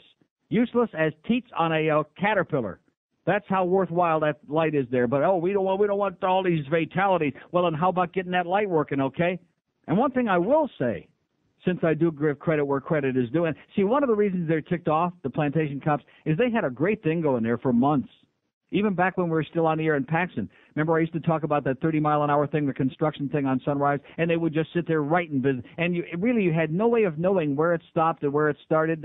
That's one of the famous scams with construction zones, is you really can't be sure where it stops and where it ends. And there was no reason for there most days, even days when there was no construction going on, 30 miles an hour. So they're upset because they finally did a great construction job there. And, there was some inconvenience to those of us who live out there in West Broward. But you know something? They did a hell of a job, the DOT or whoever it is. We rarely give anybody credit. They did a fine job. And Sunrise Boulevard now is a wide 6-lane highway out there all the way to where the arena is going to be. It's a Mahia, man. Nice job, guys. All they got to do is put the reflectors down. That'll be all done. And fix that stoplight and make it work. But that's one of the reasons that they got to do all this other business, is because that was like shooting fish in a barrel, man. That was a piece of cake. Who's going to be going 30 miles an hour on a 4-lane, a big 4 or 5-lane, whatever the hell it was at the time, highway, especially on a road where George is going 70 miles an hour? There's the one you want to get after, is George Rodriguez. Okay, all you Plantation porkers and wherever else in Sunrise you're driving. Where is it? Fort Lauderdale? What part of Sunrise? Like University and Sunrise. Yeah, Plantation. There you go. There's one for you. In his beige Toyota 4Runner, okay? He's going 70 miles an hour this quick. What? It's Desert Dune. It's Puce. License number. Yeah. Oh, yeah, that reminds me. Yesterday I'm driving home after all this hocking and China about these cops and all this bull crap, and I'm driving home on the turnpike, and here's an asshole in a green van, and he's like, I'm in the middle lane on the turnpike. He's in the left-hand lane. He's about to go by me, but, of course, he sees the car. Obviously, he knows who it is, and now he hits the brake. And he sits out there, and he kind of backs up, and like he's looking over my shoulder. Was I wearing my seatbelt? No. No, I was not. But I am wearing my seatbelt now. For all you plantation porkers, I don't want to, give you an easy target. I want to invent a new product. It's just a sash. It looks like a seatbelt, and you just put it on and sit down, and it looks like That's you wear not it. a new product. Oh, it's not? No, it's not. Oh, sorry. See if I'd have called that. Now, when do I get one of those? Yeah, you get one. See, there, not only does he go 70 miles an hour on Sunrise, right in the middle of Plantation there by University in his Puce Desert Dune 4Runner, but he's also advocating violent wild lawbreakers. He's the one, not me. I'm the safe driver. He and Fat Rich are the two maniacs. There's a man that drives 90 miles an hour in the school zone. That's how fast he goes. This man is out of control. The fat man. Well, he's fat. He's got a heavy foot. Which, by the way, my foot is still killing me. I think I need acupuncture from that quack proctologist and those magnets that I talked about the first day I came back on here. Here it's the end of February coming up now, and the bottom of my right heel is still no different, no change. Not getting worse, not getting any better. Nothing in there. They x-rayed, nothing in there. And, of course, that great podiatrist over there at Cleveland Clinic. Nice chatting with you, pal. Nice knowing that Jeff Clark is your brother-in-law, but nothing. Oh, yeah, well, you got to do those stretching exercises. Yeah, stretch this. Still the same. Maybe I could get an acupuncturist to come in here and do it. You think so? Do they do acupuncture on your foot? Why not? Yeah, I guess. Because your foot is like, calloused. It's hard. I mean, it's not supposed to make a difference. Really? It's not supposed to hurt. It's not supposed to hurt. Oh, I see. But it does. It's not supposed to hurt when the plantation cops beat the crap out of you either next time you're going 70 miles an hour, but it will. Time is sports. I think I'm going to start talking sports. Maybe we'll take a week and I'll just talk sports for 1 week and see if we can search for one caller that has any clue what they're talking about. Just amazing to me. Just an ongoing, just words, just verbiage, ba ba ba ba ba ba. And like George said during the break to me, he said it's baby crap, and that's the exact expression to use for baby crap. Like all these people calling in, like this is something that's meaningful in anybody's life. Who showed up at the White House yesterday? Not did the Iraqi ambassador show up to see if we're going to avoid a war over there. Not if the president's lawyer showed up to see if he's going to wind up being impeached or not. But did all of the Marlins show up there at the White House yesterday? This is important. Virginia. Miami, hello. Neil. Yes, sir. Hey, I got a question for you. Yeah. You're talking about your anniversary, 22 years in the business. Yes. It's, I was arguing semantics with a friend of mine. And it's not really an opinionated answer. I mean, it's fact somewhere. When you were bought out, your contract. Yeah. We were arguing that I was saying you were unemployed. He was saying you were still employed by the people. Of course I wasn't unemployed. I was being paid to go on vacation. I wasn't unemployed. Yeah. Well, I mean, we were, like I said, arguing semantics. You weren't working, correct? Yeah, right. That was basically what I was. Well, what's the point? What difference does it make what you call it? I'd like to be unemployed like that the rest of my life. So I was unemployed. Huh? You were employed. Let me say it again. I was not unemployed. I was employed. I just didn't have to show up. I got a check. I came and picked up a check every week. You can't be unemployed and get paid. Well, no. Do they consider that employed? That's of my course. question. Absolutely. Really? Yes. Well, I figured it was something like Have that. a great day, pal. Oh, my God. Oh, the world is coming to an end with that call right there. That's it. That's the end. I actually had a feeling for about an hour and a half today that we were going to make it today, that we really were going to have a show. We're going to have some real zippity-doo-dah, some real people on this phone. Forget it. I mean, talk about get a life. Well, it's really semantic. Yeah, semantics. People that argue semantics are people in desperate search of a life. Here's a mobile in Fort Lauderdale. Hello. Hello. Yes, sir. Good old story. When I first came down here, right out of college to become a school teacher, I went downtown Miami and I crossed the street there and came on out. And as I came out and crossed the street again, there was a cop there. Yeah. And he said, "You jaywalking?" And I said, "Jaywalking." And he pointed a sign out. Sure enough, there's a sign that says jaywalking. So I said, "Okay, well, I guess you have to give me a ticket." So he says, "Let me see your license." And I said, "Well, I'm walking. I'm not driving. You don't need to see my license." So he says, "Is this your car?" And I said, "Yeah, but I'm not driving it." And he says, "Well, it's parked at an expired meter." I said, "Oh, my okay, God. well, I guess you got to give me a ticket for that." So he gives me a ticket for jaywalking. He says, "You crossed the street when you went in?" I said, "Yeah." He says, "Okay." So he gave me 2 jaywalking tickets. Then he gave me an expired meter ticket. Then he gave me a ticket because there was a construction sign next to the car. And he gave me a ticket for parking in a restricted zone. And then since I refused to give him my driver's license, he gave me a ticket for no license, handcuffed me, had my car towed, and took me to jail. Went to court a couple days later. The judge read the thing, called me up, called the cop up. He said to the cop, he said, "First of all, you're going to pay for his car that you towed. Secondly, you're going to reimburse him for his time. And if I ever see you come into my court with this kind of crap again, I'm going to get you off the force." Oh! Great story, sir. That was it. Congratulations. Don't do it again. Okay. How do you like that? See, that cop was one of those pricks that I'm talking about who gets into it so he can browbeat people. And there are plenty of those. If you're visiting, if you're one of the snowbirds down here and you're tuned in today by accident and wondering what it's all about, this is what this town is all about, okay? It's a bunch of dead people walking around, a bunch of dead people driving. It's a bunch of people go blah, blah, blah, and they move their lips a lot. They don't say too much. They don't have an opinion about anything. And yet somehow I've survived 22 years in the midst of all of this. How is that possible? How in God's name is that possible? Man, oh man, I was thinking about that the other day, thinking about surviving 22 years with a bunch of deadheads. And the minute that that thought came to my mind, I pooped my pants. Oh, God, I just let loose. 22 years of frustration, of trying to coerce, of force people to, like, say something, have an opinion, get some passion. There is no passion. That's the thing that is lacking in this town is passion. That doesn't exist. Here's a mobile in Fort Lauderdale. Hello. Neil, Yes, sir. pain in the ass cop story for you. Oh, yeah. Coconut Creek PD. All right, I'm going up Lyons Road, seatbelt on, 3 or 4 miles an hour over the speed limit. 2 motorcycle cops, one of them shooting his thing. I didn't think nothing of it. One of them, all of a sudden, I look at my rear view, I go past him, look at my rear view, one of them's behind me. So what did I do? So he pulls me over. I asked him, I said, what did I do? How fast were you going? About 3 or 4 over. 3 or 4 miles over the speed limit? So let me finish. So he says, the tint on your windshield extends too far down the windshield. I said, whoa, wait a minute. I said, and Neil, get this. It's factory tint. It comes from the factory that way. It's inside the glass. Oh. So he writes me a ticket. A ticket for what? For, what was it? Because your thing is too long? Yeah, the thing was too long. So he writes me a ticket. I'll never get a ticket for that. So then, now listen to this.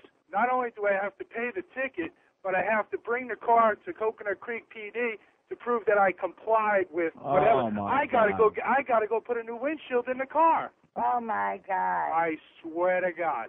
Unbelievable. There you go. I rest my case, pal. In closing? And you're paying his salary, yeah. Yes, sir. In closing? Yes. Okay, let's take Boynton Beach. Hello. How's it going? Pretty good. The people, I don't envy your position. These people have been sitting here, God knows why, for about a half an hour waiting for you. The guy with 6 minutes and 6 seconds. the guy with Price Fister. What the hell was he talking about? I haven't got any idea. Oh. I think he was talking about Mark Forsyth. I swear to God, I was going to hang up after him. But Or I wanted Farrah to talk. Fawcett. Short Ever time. see Farrah Fawcett? I love Farrah Fawcett. Not now. I used to. But anyway, wanted to She was mention never a the few same things. after she got beat up by that intruder that time with the spray, remember? And she tied him up and put him in the fireplace. What was the name of that movie, George? Oh, that was a good movie. Extremities. She's an ugly bitch now. She is So anyway, not. Well, he beat the crap out of her. hockey. Yeah. Teaser. I played college hockey, love hockey. Unfortunately, a Ranger fan. A few other things. South Florida. I moved down here about 2 years ago. Now you're talking boring. From Boston. Oh, Boston my and from Long God. Island. It's terrible here. And Miami is the armpit of the United States. It's the Yeah. worst place to be. South Beach, a bunch of weirdos down there. Yeah, a bunch of drug addicts, a bunch of posers, yeah, muscle-bound posing fags, yeah. And these cars with the Matchbox wheels that stick out 10 feet, Uh-huh. and the shorts down the middle of their ass crack. Right. Religion is another thing. Yeah. Now, I'm a first-time caller, last-time caller, because I don't have time to call you. But I want to get a few more things off my chest. Go ahead. Religion, I totally agree with you. I laughed in the car. It is the biggest bunch of crap. Yeah. The Bible is a fictional story. I could see the guys writing the Bible way back when, all drunk around the table laughing, Right. telling stories. Well, I mean, people have been inventing gods and messiahs. Oh. All this crap. It's been going on since the beginning of time. And anybody who's got even a tiny ability to think for himself or herself knows that and would just laugh at this crap. But the sad part of it is that people don't want to think. You get chastised, that's why, if you say anything today. And anyway, I have a Yeah. tribute to all the women out there. Okay? I had a heterosexual. I love women. But this women power bullshit that's going on right now, what the hell is that all about? Okay. And- Thank you, pal. Okay, he said crap, and I just, he's getting a little worked up. I left him on there, but, bull crap is right, sir, but you can't say shot. You can take one, but you can't say it. Because this is America, and after all, just like the things I brought up about the T-shirt police, got almost no response about that. See, you people are so conditioned. I mean, the cop who called Friday was right about that. We want to condition you to doing fill in the blank, to being nice and obedient, and whatever it is, we're going to condition you. Even if you shouldn't have to be doing this, we're going to condition you to doing this. Because we decided that you can't wear a T-shirt that says this, and you can't have a bumper sticker that says that. Here's a mobile in Sunrise. Hello. Hey, Neil, how you doing today? Great. You know what ticks us all off, Neil, is the fact that you have these cops working overtime by the sawgrass. You know, you're supposed to stick the 50 cents in those at Oakland Park and Commercial, and they get you if you don't stick the 50 cents in the little hole there. These cops are working on OT. Uh-huh. This is the most amazing thing, that a cop is getting paid to even do these Yeah, things. well, listen, pay the 50 cents and cut the crap. You know what that reminds me of? Oh, I think it was yesterday. I should have brought it in. There was a letter to the editor from some old fart. You could tell he was an old fart by the nature of the letter. And this guy was complaining because he had gotten a ticket. He went through the toll booth, like at the Turnpike or somewhere, and the arm was stuck up in the air, and the green light was stuck in the on position. So he just goes through.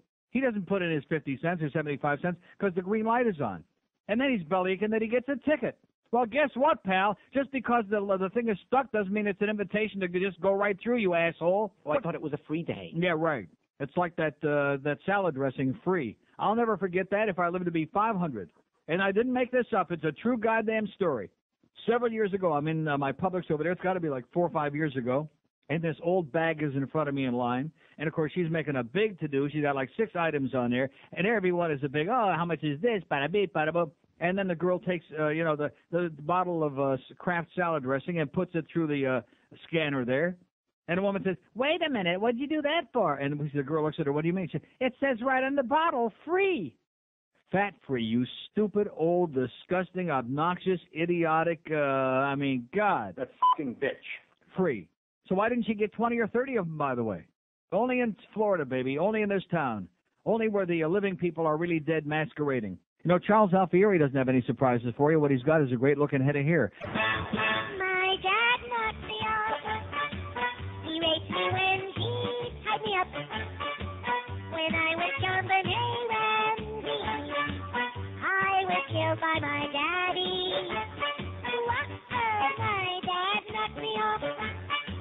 I was a little tweenie. It's not a media mystery. My mom's the one who knows. He beat me and beat me with the laughter hose and bashed my head, as you know. He's off the end, close to Colorado, so they're gonna let him go. My dad knocked me off. He needed me to get it up, so he's the one who did it. You'll never hear him admit it. My daddy knocked me off. My daddy knocked me off. My daddy knocked me off. So let me just mention this thing here because I'm going to forget about it, and I don't want to do that.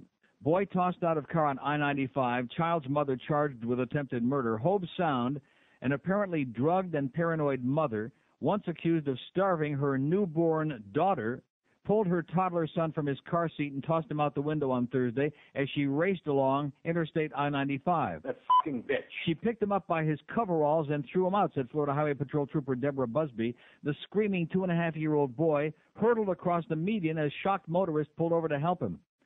Stephen Haddad lost consciousness only as paramedics placed him on a gurney. The boy was in serious but stable condition with broken bones on Thursday night at St. Mary's Medical Center and was undergoing CAT scans. And Barry Jackson's worried about if we're going to have the Jimmy Johnson press conference on. See what I'm saying? We're worried. See, I got this TV in here thanks to Jeff Cohen and a satellite dish thanks to our friends at Digital World Satellite. Not so I could watch ESPN and find out if there's any big sports stories breaking, but so we could have CNN on here and find out if the president's going to get impeached, if he's had any good blowjobs this week, if we're going to have a goddamn war with Iraq, what's going on in the outside world. Barry Jackson, I suggest you open up the window and stick your fat ass out there and find out there's other things going on in the world, okay, you simpleton, you jackass, you fit in line. You're just like those people that guy was talking about. Anyway, this little boy's mother, Chris Ann Haddad, 30 of West Palm Beach, was charged with attempted murder and aggravated child abuse and was being held on $60,000 bail at the Martin County Jail.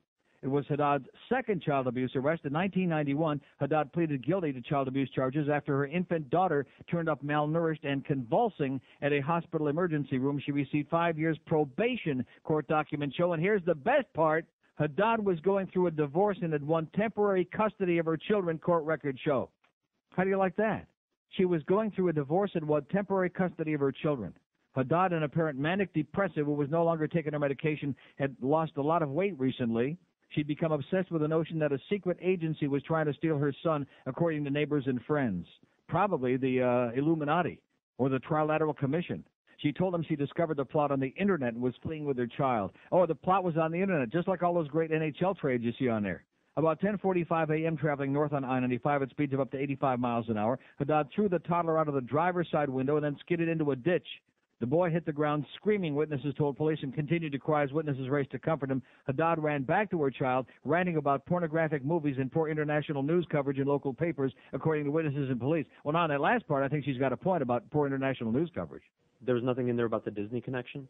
No. She, I heard somewhere on one of the radio newses, obviously not this Well, it's not us. We would know. We would know if she was throwing out. She said she'd rather see the kid dead than to be exposed to the pornography of Disney movies. Oh yeah, she probably saw Priest. Well, maybe she's smarter than we thought. She knows that. There's no fact in the church. She probably saw Priest and got bent out of shape. This woman, she's getting custody of her kids. The first one, the little girl, was convulsing and starving to death, and this one she throws out the window. And people are worried because we're having too many abortions, because we're not making enough babies, and the Pope is running around telling people they got to make a lot more babies, and no with that birth control. That'd be bad. Oh, God almighty. And I bet you the right to lifers aren't going to be screaming about this because this kid's already alive. See, they never care about anybody that's already alive. It's only that fetus that they're in love with. Here's Palm Beach. Hello.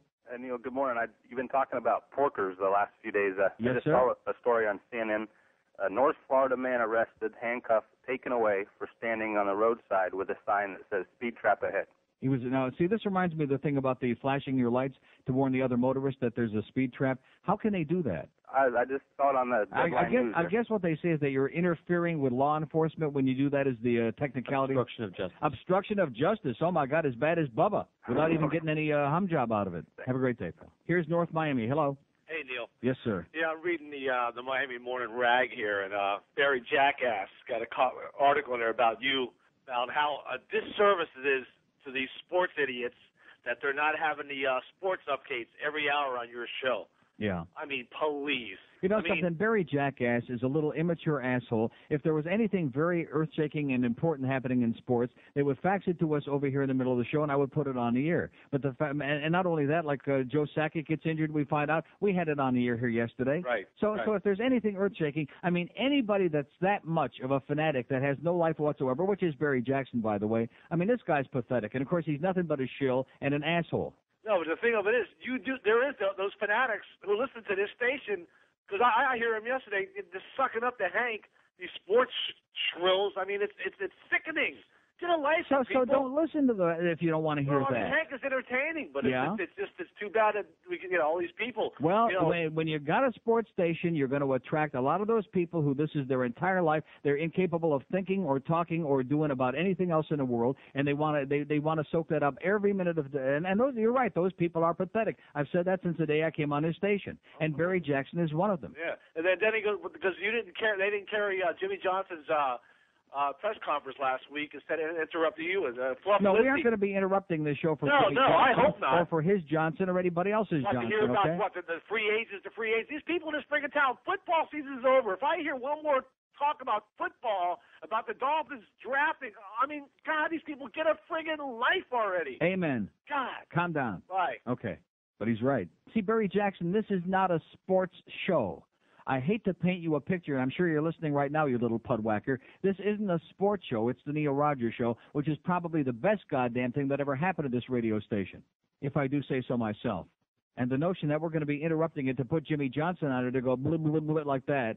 Get a life, okay? Take an interest. Take up a hobby. Like Russian roulette would be good, okay, Barry? Take up something really worthwhile and get with it. But see, he feels compelled to write that because he's catering to exactly the people this guy's talking about. That's what his column is all about, broadcast sports. Here's a mobile in Miami Beach. Hello. Hey, Neil, who's going to be the 31st draft pick for Seattle this coming summer for the That NFL? 10-year-old kid with a great arm who plays for Ishpeming High in Michigan. Absolutely correct. Oh, Yeah, thank we'll be God. hearing, I'm sure, lots about that coming. You know, if you thought IOD went crazy on draft day in April every year, just wait till you hear what goes on this station when the NFL draft comes about. Oh, jeez.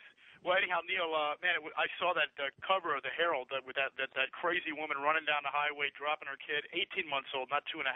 So that's I mean, and the mother, they want to give the kid to the mom. Says in my paper here the kid is 2.5 years old. Really? Oh, the Herald has 18 months. Well, I guess Still, it doesn't matter. I guess it makes a big difference whether he's 18 months or 30 months or whatever. Well, the younger, the softer He's the a bone. he's a little kid, and she threw him out the goddamn window onto the I-95. It's sad. And then the other woman that stabs the mom in front of the other kids. I mean, that's nuts. Mhm. You know, it's so. Well, anyhow. And people like Barry Jackson are worried about who the Dolphins are going to draft in the 32nd round. I mean, this last guy that called was right on target. He said everything that I've been saying and thinking for a long time. I have no respect. I have nothing but disdain for people. Hey, you think so-and-so bet on Tennessee last night? I mean, what are we talking about? Betting on goddamn college ball games? Get a life already, for Christ's sakes. Hey, one minor request for my brother Mackenzie, the Scottish bagpiper. Have a great day, pal. Thanks. See, it's going to be the same. It's going to be the same 3 or 4 things, George. That's the problem. Just play them over and over again. Well, let's just play it 400 times. If we can do it with spots, we can do it with comedy bits. Here's Hialeah. Hello. Hello. Yes, sir. You were talking about the lady who, the lady who threw the kid in the street. Right. Well, I'm a pro-lifer, and we care about the children, happen to them. The fags in the church. Okay. Oh, yeah, that's right. This is the fags in the church guy. That's right. There's no fags in the church. Oh, okay. God, when are you going to get a life, man? We care about What all happened? children. We care about all children. Did Father O'Toole, Okay. did your boyfriend run away? Is that what happened? Is that why you're so psychotic? Father O'Toole? What's your problem with Father O'Toole? I don't even know him. Okay. Just because How was he? there's no fags in the church. Okay. Yeah. Okay. There's none. It's because How your imagination. How about in the Right to Life movement? Are there any fags? In fact, there's an article in the Advocate this week for quoting some guy from the Vatican who says that everybody at the Vatican is a fag. You think that he's a liar? He's a liar. Okay. He's hurting the church. He's trying to hurt the church. He's probably just a fag propagandist, is what I think. He's trying to hurt the church. That's Yeah. what he's trying to do. Uh-huh. It's just like you trying to hurt the Catholic Church, but it's not going to work. I know that. See, it's not going to work that way. Because they reproduce too fast. I can't slow it Okay? down. And just because you hate the Pope. What do you mean I hate the Pope? I love the Pope. I love the Pope. He's an old fag just like I am. No, he's not. Yes, he is, only I'm a better dresser. Although, quite frankly, I've never seen his dress, other than that white schmott that he wears all over the place. I understand in private he dresses up just like a gay Edgar Hoover. You know, one of the most critical decisions you can make is who to choose as your realtor. Neil Rogers God. My religion's better than your religion. My religion's better than yours. My beliefs are what's required to avoid a lake of fire. My religion's better than yours. My religion's better than your religion. My religion's better than yours. Why, my religion has a taste, bigotry, and racial hate. My religion's better than yours. My religion's better than your religion. My religion's better than yours. What we like about it best, I fondle boys and wear a dress. My religion's better than yours. My religion is better than your religion. My religion's better than yours. We have no respect for women. Drive a cab to make a living. My religion's better than yours. My religion's better than your religion. My religion's better than yours. Chupacabra, spooky ghosts, we slaughter pigs and dogs and goats. My religion's better than yours. My religion's better than your religion. My religion's better than yours. We wear beanies and pigtails and never ever pay details. My religion's better than yours. My religion's better than your religion. My religion's better than yours. We knock on doors to bother you like forward brushes to our views. My religion's better than yours. My religion's better than your religion. My religion's better than yours. We wear ties and ride our bikes and get to marry lots of wives. My religion's better than yours. My religion's better than your religion. My religion's better than yours. We don't want to use our brains. We're mindless lemmings on parade. My religion's better than yours. Let's do Miami. Hello. Hello, Neil. Yes, sir. How are you today, sir? Very well. I just wanted to take the time and see if perhaps maybe you permit me to speak. I'm a pastor of a local church, and I hear your program on a regular basis. Yes, sir. I can't say that I'm critical of your point of view. The only thing that I don't understand about you is your atheistic. My what is it? Atheistic? I believe you're an atheist, correct? Yes. God Okay. forbid. Okay, meaning that you don't believe in God whatsoever. Of course not. Okay, what kind of watch do you wear around your wrist? What kind of watch do I wear around my limp wrist? Well, for example, a Rolex watch.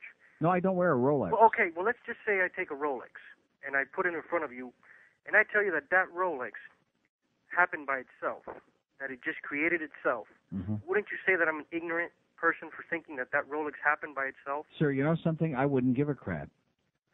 You don't worry about how this planet came No, to I be? absolutely do not, because I know that we don't know the answers. We don't even know answers to things that happened a few years ago or a few months ago. We don't even know if Monica Lewinsky was even giving blowjobs to the president, and you're trying to get me to believe a bunch of bubba-mices that were written by primitive people thousands of years ago? See, if I did care about those questions, a long time ago I said to myself, we don't know, and we're never going to know, and that's the end of it. I'm not going to waste my life listening to a bunch of fairy tales that are being spread by other people for a purpose, for taking over your mind and your money. What happens when we die then? You go right into the ground, just like Fido goes into the ground, just like the cockroach goes into the ground. You go dust to dust, et cetera, and so on. That's it. I mean, I I mean, are you really afraid of death? It's not a matter of being afraid of death because... Sure it is. Listen, religion is about two things, fear of death and money. That's the only thing that religion is all about. You are absolutely right. Right. Religion. You don't need religion. What you need is a relationship with God. But there is no God, sir. There's no such thing as God. That is religion. They like to get away from that word. Well, yeah, I'm not going to play semantical games with it, sir. There is no God, and if you believe in a God that the Jews invented or the Goyim invented or the... Okay, so then... There's been thousands of gods through the years. Every culture has invented their own gods. The Aztecs were the sun god. Everybody had gods, and you know something? It's all just a bunch of double talk. That's all. But if it helps you to hang on to that, I don't want to deny you that. But I'm certainly not going to be denied an opinion to express the right to express a different opinion here. I agree with you 100%. I respect your opinion, and like I say, I hear your program, and I am critical of your point of views. But now there's certain explanations that are logical. So then there's only two things: either evolution. But look, sir, I want to ask you this question, okay? This lady that threw her kid out of the car yesterday, all right? Are you listening to me? Yes, I am, sir. Saddam Hussein is making biological weapons over in Iraq, right? Are you listening to me, yes, sir? I am. Yes, I am. Okay. We have El Nino, which is causing flooding and all these grotesque things happening and people dying, right? Right. Now, if God is omnipotent, how come all of this is going on? There's also Satan. Ah, Satan. And where did he come from? Who invented him? Who invented him? But aren't you... Sir, who invented Satan? Who created him? Well, Satan... Sir, I'm going to answer you. Would yeah. you let me answer you? I'm listening. God created him a perfect angel. Yeah. See, here we go again. He created him as a perfect angel. Obviously not. I thought that was J.T. Snow, and then they traded him to the Giants. He was a perfect angel. Well, how do you explain... See, if something is perfect by definition, it's just like God. He's omnipotent and he's perfect, but he keeps screwing up all the time. And we have leprosy, and we have cancer, and we have bubonic plague, and we have AIDS, and we have all of these other diseases. We got this new disease that they were talking about. Every time you turn around, there's another new disease that affects the brain and eats the brain away. Every time you turn around, there's another new disease. And it's Satan. See, that's a convenient excuse. That's for morons to say stuff like that. God is great, but Satan. See, if God is omnipotent, all he's got to do is get rid of Satan. That's all. Hey, you're gone, like that. Like he snapped his fingers and he created the universe. He also snaps his fingers. Satan's gone. Let's have peace and tranquility. You live 300 years of peace. We don't have all of these problems. We don't have wars. Man is perfect. Doesn't have free choice. But then there won't be anyone to test us. Oh, yeah, we have to be tested. Like Abraham, go kill your kids, huh? I was just kidding. Psych. Yeah, just testing you. Just checking out to see what kind of a good Jew you really were, Abraham. And by the way, that one kid ain't circumcised. Who are you kidding? Ishmael was. Yeah, Ishmael. Ishmendrick. Shmendrick was circumcised, okay? Ishmael. All of these bubba-mices, my God, it boggles my mind. But you know something? I don't waste a lot of time thinking about it because I realize, especially, the one good thing that's happened to me doing this kind of work and doing this show every day is I realize how weak most people are. Most people are such sheep, like these people we have sitting on hold, and somebody says something while they're on hold and that they can hear, and then we punch them up on the ear, and they repeat it like a goddamn parrot, like a minor bird, because their minds are so weak they don't have an original thought in their brain if you could find it. But thank you for your call, sir. All these religious nuts, they're afraid of saying three little words. That make it very easy. And then when you start asking all of these questions for which we don't have any answers, all you have to do is say, I don't know. There you go. And people can't say that and never have been able to say that. So since the beginning of recorded time, everybody says, oh, well, how did we get here? And then, okay, we don't really know, but we'll make up an answer. Instead of just saying, I don't have any freaking idea, let's make up an answer. Let's make up some fairy tale. Sounds reasonable to me. And you know something? They could have done a better job. They could have made up some, like the Virgin Mary on the side of a bank building in Pensacola or whatever. Come on. Well, other cultures did do a better job. The Virgin Mary on a Totina pizza at, what's her name's house? Rosie Ricardo, whatever her name is, in Hollywood? Lopez. Oh, Rosie Lopez. I forgot all about her. She's small potatoes. Here's a lady in Miami. Hello. Hello. Yes, ma'am. Hi, Neil. I just wanted to say I'm really enjoying your show today, but I had a comment to make. Okay. Isn't it true that homosexuals aren't supposed to believe in God? What the hell does that mean? I'm just asking. Is that the reason why you don't believe in God? No, it has nothing to do with anybody's sexual orientation or anything like that. It has to do with not believing in fairy tales. See, here's... They don't consider it a fairy tale. Here, that's why I said fairy tale. Here's another example of a caller, just like the other, the Julio that called before with this. Yeah, sure. Uh-huh. Same thing. Same yeah, thing. I really enjoy your show, Bud, and now you want to take a little shot. Yeah, well, all you're promoting is negativity. On the other hand, when God promotes... Then let me ask you this. Then why do you listen to the show then? Because you pissed me off. I usually listen to the show, but, this time... Because it what? But this time, you really... No, let me ask you again. Why do you listen promoting to the show? Promoting is negativity. Yeah, okay, then go find something positive. Go find yourself a good vibrator, that's real, and make sure it's on positive. See, you're not fooling anybody, sweetheart. You're not fooling anybody for a second. And if somebody says something that makes sense and challenges all this garbage that's in your brain that you can't get rid of, then right away you have to it's because you're a faggot, it's because you're this, it's because you're bald and old and you're Jewish, whatever it is.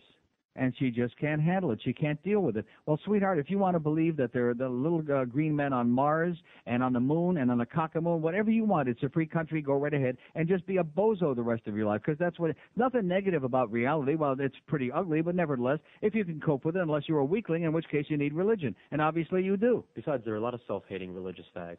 Oh, no question about that.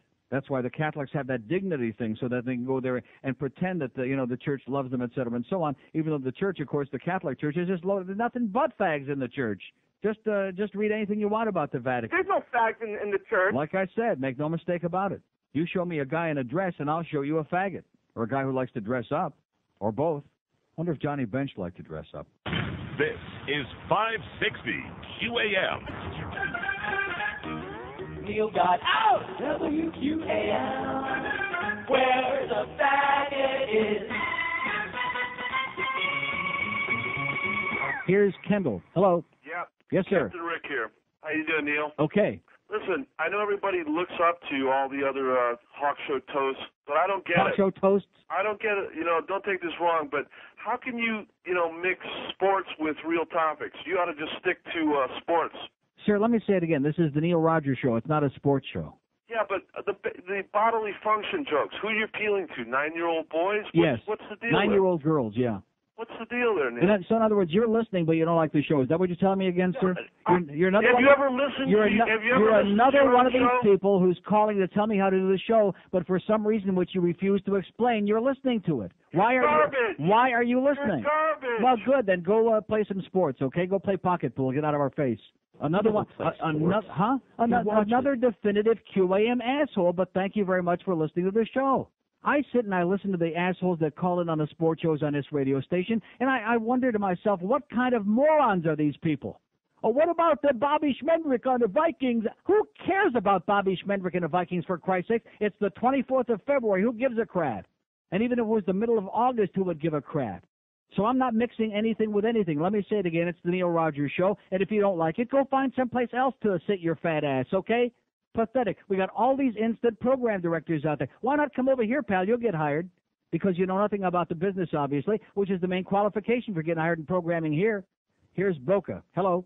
Neil, how you doing? Great. When you go to the movies and you don't like the movies, what do? You leave. So for the last call, if you don't like the show, change the channel. But don't you understand? They never do it. I've got 50 billion people out there who are closet listeners who pretend that they hate the show. They hate me. It's disgusting. It's juvenile. It's whatever it is, and they're listening. Here's a guy. It's almost an hour into the show, and he's still listening. One thing about this professor who commented about Miami, and Miami is pretty much like you said, an armpit. It's a banana republic. It's a toilet. It's a joke. joke. You know what annoys people, Neil? Channel 6 ran a report on a student in Iraq that speaks English. He's studying to be a doctor. Oh, are you going to start with this again, sir? Are you going to hock me at China with this bilingual stuff again, sir? You got people coming on the get out of here. Take a leak. God, can you believe this? People that start that crap with me, he's like the other guy. Because you know you're not going to be on the air more than like 2 seconds once you start that crap, you parochial little twerp. He saw a guy in Iraq speaking English. Well, let me tell you something. You go over to Baghdad and either stay there or try functioning in English in Baghdad, okay? I go to Rome 8 million times a year, which is a hell of a lot more civilized and educated than Baghdad will ever be. And there are, aside from people who came from this country or some very educated people who work in the service business, nobody's speaking English over there, nor would I expect them to. But what the hell difference does it make? You function based on living in whatever the conditions are around you. And these people who want to keep banging away and banging away and banging away, I'll tell you, the living and breathing Hispanics in this town all speak English, maybe better than this guy does. And he wants to waste his time with these old farts sitting in Domino Park who refuse to speak English. I have no room in my life for those people. Those are the very same people that are threatening everybody and this professor from FIU because he expressed an opinion that they don't like because they don't understand what freedom of speech is all about. They've been here for 40 years almost now, and they still don't understand anything about this government, and they never will until they croak. And they're very embarrassing to the rest of us. Well, there you go. But this guy call Sandy Payton, okay, sir? Maybe you can find her skinny ass somewhere on a radio dial. Call her up, and she'll talk about it for the next 55 hours nonstop. It's boring. He's worse than the guys that call the sports shows. And believe me, they're terminal. 90% of those callers I wouldn't give you a nickel for. They're pathetic. I mean, you talk about narrowcasting. They're talking about stuff that appeals to such a minuscule number of people. Who cares about that crap? About some 15-year-old kid that's playing high school volleyball in Peoria, Illinois somewhere, who's got a really big left foot or whatever the hell he's got. God, here's Miami Springs. Hello. Hello? Yes, sir.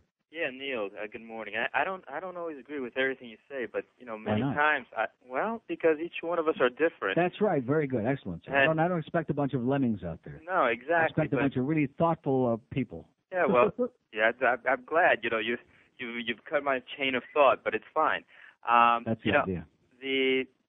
As far as the fish food's concerned, all we have to remember is Boca Burgers. Right. Same thing happened. Yeah.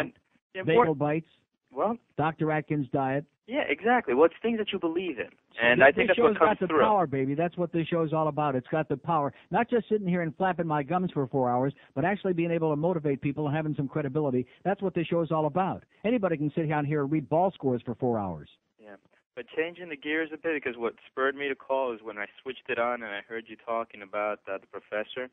Actually, he's what we have to admire.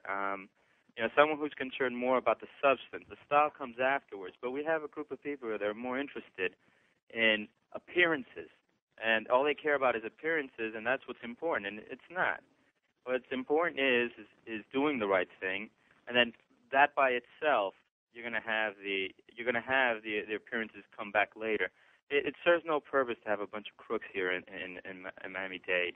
The fact that these old Cubans down there in Miami are defending Xavier Suarez and what goes on politically in the city of Miami is so incomprehensible. It shows you how intractable and hopeless they are, and that's why we should just forget about them and just sit them all in Domino Park and let them just eat drink their cafe cubano until their intestines rot and just get them out of here already. Well, most of them are dying off, and then what you're Thank seeing God. is a new generation. Right. And in regards to because you have people talking about bilingualism, but really, I hate to sound feel good, but what makes this country great and why this country could take a leadership role around the world is essentially you name the group, and there's a significant group of those people here that live here.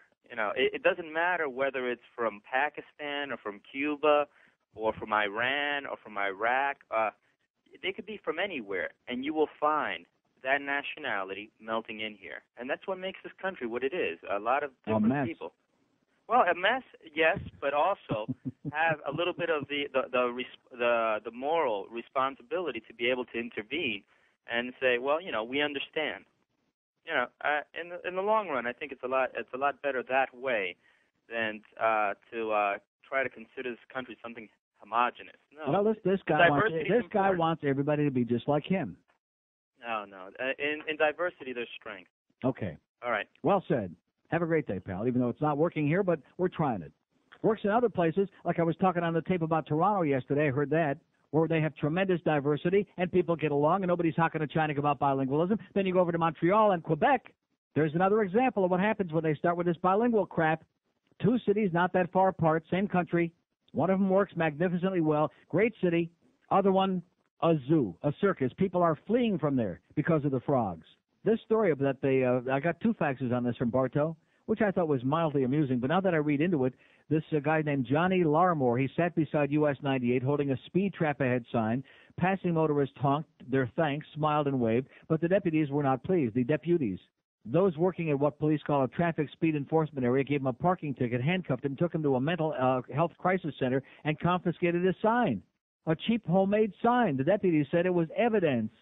Polk Sheriff's Colonel Grady Judd agreed with Larmore and said Larmore, 48, is welcome to his sign back. Hindsight is perfect, said the colonel, but what we should have done is pull up stakes and move on down the road. Mr. Larmore was doing our job for us, which was to slow down people to the speed limit. See, that's where the whole thing comes in.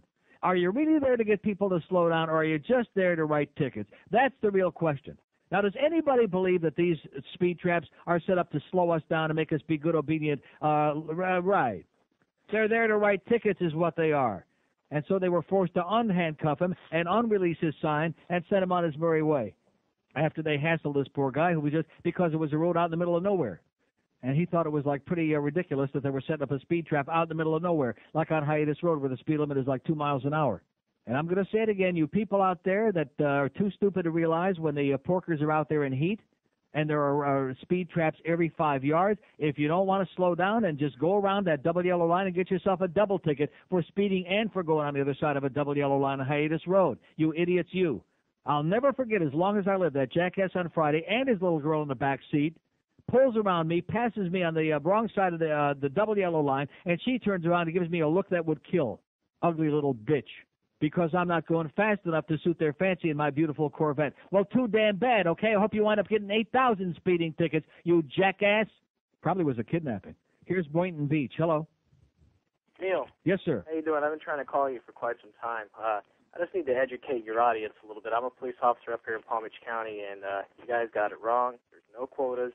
Traffic is a very, very, very small percentage of what we do on a daily basis. Yeah. And the reason why we target certain streets is because we have a lot of old people and influential people that run the city to say they want us there to slow people down.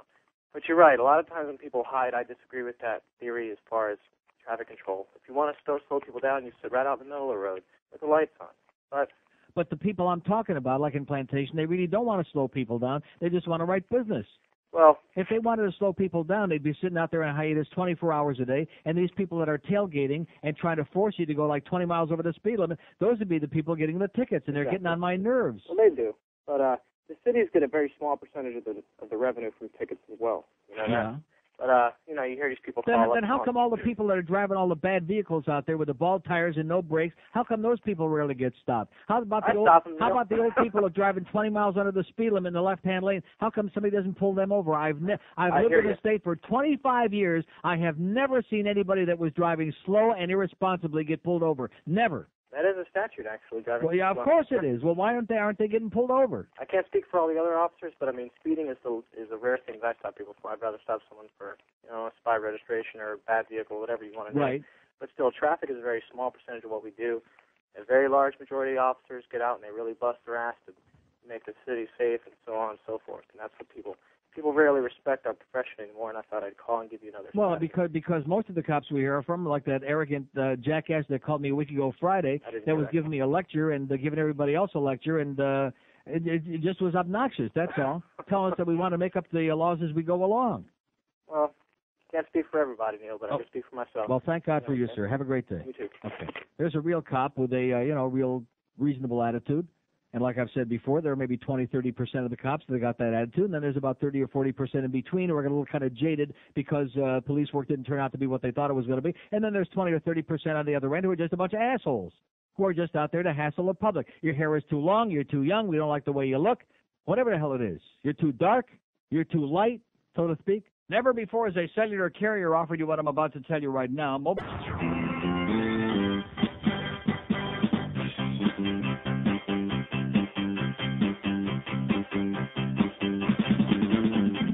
Every good Christian knows a game to play, and it's not so very hard to do. The name of the game is the Bible says, if you interpret it the way we do, tell people you know the way. Invite them to your house, take their possessions away, and then you burn it down. You can get somebody to believe anything if you make the Bible say it's true. No matter what you do, you can be guilt-free. The Lord will always forgive you. Pick up a poisonous snake, wave it all around. Find an abortion clinic and shoot a doctor down. Everybody, play along with me, okay?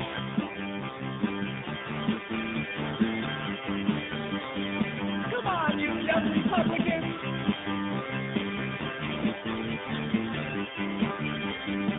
Beat the crap out of your kids. You're Deuteronomy bound. Go on a pilgrimage and pass the Kool-Aid around. Fight off the chicken head to make the sacrifice. You got the hang of it now. We got this grotesque story, which this newspaper, I think I may have to get the Herald again. This Sun Sentinel. No, seriously, I'm looking forward because they had it on the CBS Evening News last night. In fact, Dan Rather had a really sour puss, and they showed El Presidente on there, who said very briefly, outrageous. He said there is no excuse for this, and they showed him saying that. That's all he said. And, of course, in his case, lately, the less said, the better anyway. But at any rate, the story being U.S. students lag in math and science. American high school seniors scored below students from most other countries in an international test of math and science, according to results released on Tuesday. And this doesn't include Asia, by the way. Now, Asians, as you know, like Japs and other gooks, the Chinks, they're always like way up there on top, but they were not part of the survey. In spite of that, we came in 19th out of 21. The only countries we beat out were Cyprus and South Africa. How do you like that? Now listen to this, even those Americans who took tough physics and advanced math courses performed worse than most students taking equally rigorous courses elsewhere, according to the Third International Mathematics and Science Study. Although students from 21 countries took the test of general math and science knowledge toward the end of 1994-95 school year, Americans scored below the international average, 19th out of 21. And I wish I had the entire list of all. It was like all the European countries and Canada and like generally any place you can think of, except Cyprus and South Africa. Oh, my God. But I guarantee you, every one of those students could tell you who Michael Jordan is and Mike Tyson. This ties in with what I was saying yesterday. There's nothing wrong with knowing who those people are, but it's a disproportionate set of values in this country, and that is that being intelligent, being anything other than just stupid and just going along with the crowd and being a moron, that's what it's all about in America. That's exactly and positively what American society is all about. Just like there are people stupid enough to believe that this asshole from the UN is telling it. No, I saw the clip. I didn't see the one you're talking about that got you infuriated, but I saw the one last night and again this morning where he says, we can do business with Saddam Hussein. Those were his exact words. This asshole from the UN, this third world moron from the UN. We can do business with Saddam Hussein. That's like saying, it sounds like Neville Chamberlain all over again to me. We can do business with Adolf. He makes great meat seasoning. He'll make your meat real tender. That's what it sounds like to me. And in Newsweek, I just got the new Newsweek yesterday, and it shows all of the missiles, because obviously his blood sugar is like 800 at this point. Out of control. I did go to Publix last night, since that guy was nice enough to call in yesterday, and did get a pint of fish food. And very surreptitiously sneaked in and out. Got about 4 or 5 items, was out of there without being identified, sneaked back into the house, put my fish food, you open the lid a little bit so it doesn't burst in your microwave, of course, let a little air out, like that, just a little crack, and then you pop that baby in the microwave for 37 seconds, and then by the time you got, ready to sit down, you got your soda there to wash it down, you come back and it's all ready to go, and it's tempered to a nice, soft consistency, and you stick your spoon in there, and the first spoonful, of course, is going to have not only that real thick chocolate marshmallow, real super rich stuff in it, but it's also guaranteed going to have some of those little tiny super dark chunks of chocolate in the shapes of little fish. So you can have a great smile on your puss and become born again at the same time as you're popping that in your puss.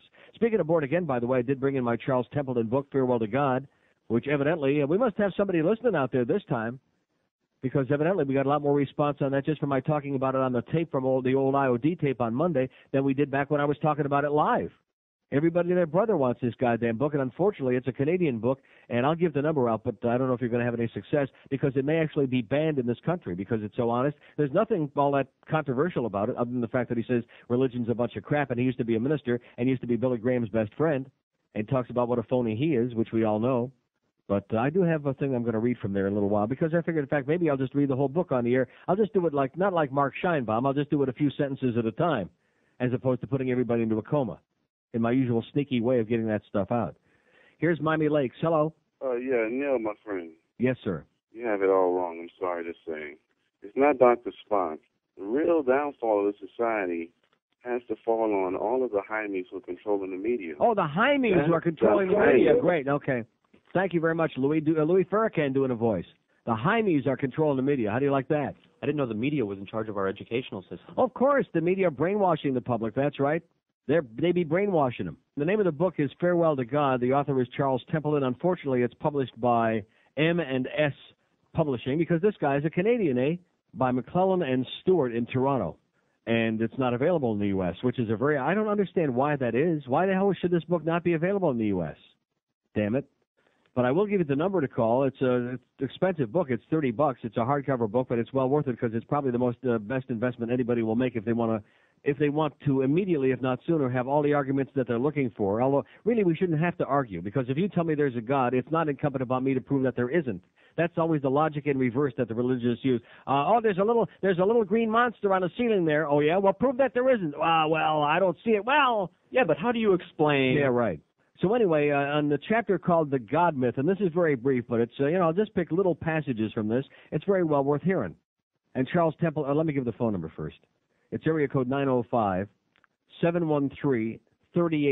And you have to talk to the order department. There's a book number, but it's just too many numbers. 905-713-3852, order department. The name of the book is Farewell to God, and the author is Charles Templeton, who says, Christians are a small minority in the world. Approximately 4 of every 5 people on the face of the earth believe in gods other than the Christian God. The more than 5 billion people who live on the earth revere or worship more than 300 gods. If one includes the animist or tribal religions, the number rises to more than 3,000. Are we to believe that only Christians are right? Christians need to remember that their beliefs came to them from the Jews. They inherited the concept of God from Israel and expanded to include the worship of Jesus of Nazareth as God, a practice most Jews regard as blasphemy. In New Testament times, the Jews were a relatively small group of Semitic people living mostly in a forbidding land at the eastern end of the Mediterranean. It was their belief that their God was the only true God and that the gods worshipped by their neighbors were all false. Christians, having superimposed on Judaism the Christian faith, have the temerity to insist that there is only one God, theirs, and that the God of every other people on earth are spurious. The Apostle Paul stated it bluntly in a letter he wrote to the Christian community at Ephesus. There is no other name under heaven given among men by which you may be saved, for there is salvation in no other. Such insufferable presumption. And consider the implications. Paul is asserting that anyone in the world who does not worship his God is damned forever, but let common sense rule for a moment.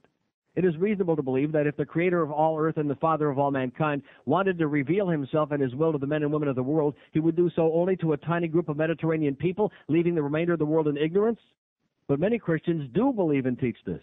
They believe that apart from their God, all men and women live in pagan darkness. Indeed, it is this conviction that provides the motivation for Christians in their efforts to get the gospel message out. Even more incredibly, Christians believe that the failure to accept Jesus Christ as Savior and Lord is to be consigned to death and an endless hell. The implication of this belief is clear. It is that the vast majority of the men, women, and children who have lived on earth are in hell suffering endless torment and will remain in this condition forever. To believe this is to make the Christian God a monster beyond imagining. Any intelligent human being will recognize that the concept is incredible. Incredible. Yet it is the clear teaching of the New Testament. End of quote from that chapter by. And of course, this guy was a Christian minister for 19 years in Toronto, and good buddy of Billy Graham, who he says is full of crap. And finally came to his own conclusions and left the church and has got a brain now and thinks for himself and has written a fantastic book. And debunks very simply and very directly and very easily and very accurately all of this garbage, all this caca, with the Jews with their God and the Goyim with their God and this one and the Muslims. It's all a bunch of baloney. And of course, in this country where we got all these religious fanatics running around trying to stick superstition and gobbledygook into the school system, if we had as many people running around trying to teach learning something in the school system, we might have people with an IQ bigger than their fingernail who would not be asking you no questions. Let's go to a mobile in Kendall. Hello. Hello. Yes, sir. Neil, how you doing? I'm weak. My voice is weak. Like I'm like Yeah, I can tell you need to do something about that cold. No, the cold is going away. It's just this audience. I'm weak. I'm worn out. Sorry to hear that. I'm burned out from assholes. I've been listening to you for a while, and I haven't heard you kiss nobody's ass. Yeah, I don't. I'm not an ass kisser. Yeah, and that's I mean, not you. look, if I had a player on here and he's playing great, I would say, hey, you're doing a great job, okay? But I'm not going to kiss somebody's ass just because they're on a certain team. What's the what point? good does that do you? But not only that, we got so many other ass kissers in this town. What the hell do I need to kiss ass for? You're right. I think I am a hockey fan. I play the sport every week practically. Yeah. And regardless, they're not doing good. Oh well, they're still my team. But what is wrong with these people in this town? What has happened to the audience? What has happened to the people who are supposedly support this team? They have lockjaw now. They have nothing to say. I'm going to tell you something. After today, I will never mention the H word on this show again, ever. Oh, you got a lot of people that love the H word. Well, but that's not the same word. Have a great day, pal. All these hockey calls I'm playing, this Mike Lang stuff and Bob Cole and Bill Hewitt. What am I wasting my time for here? And I think there are people, and then, of course, then the Rim Man, people love those shows. Yeah, the only calls we used to get off the air, George, we get 10 million calls screaming and yelling, complaining, get this crap off the air. And the only calls we'd ever get are people wanted freebies. They stunk. That's right. Those shows were an abortion. Because the only thing people wanted, we used to give away free tickets, Panther T-shirts. It's just like the assholes in the stands when they're throwing those T-shirts up in the air. It's not only the little kids that get hyperventilating, even the adults at the arena. Hey, I want it! They're like killing each other for a stupid goddamn T-shirt. That's the epitome of the excitement in the arena. And please don't tell me it's because the players are sticking to it. I mean, a lot of those guys are trying. They may not be all that good, but a lot of those guys at least are going out there and giving it a shot. And compared to the first 2 years, which, believe me, I remember that like it was yesterday, on our most comatose days, were great compared to that Roger Nielsen garbage they were playing. Roger who? Well, the old coach. Oh, my God. I'm serious. I'm doing a show in Sanskrit. I'm in the middle of Siberia, and I'm doing a goddamn show in Sanskrit, and these people are like Greek. They're Greek. Rectum. That's it. And like I said, after the hockey word, you'll never hear another breath about it. Those people that tune in to hear about that on this show, find a new home, baby. You won't find anybody else in this town talking about it. And for good reason, too, because even if they knew something about it, they'd be spinning their wheels. They'd be wasting their time. My friends, I believe it's time this country had some moral Christian leadership. And for that, I need your checks and money orders. Friends, I can assure you I know what's best for you. Good little Christians trying to run our lives with red balls in their mouth on Friday night. Good little Christians spewing their hate around and power grabbing for a new third right. Good little Christians brainwashing all their kids. Grow up believing fairy tales are true. Why do you have to say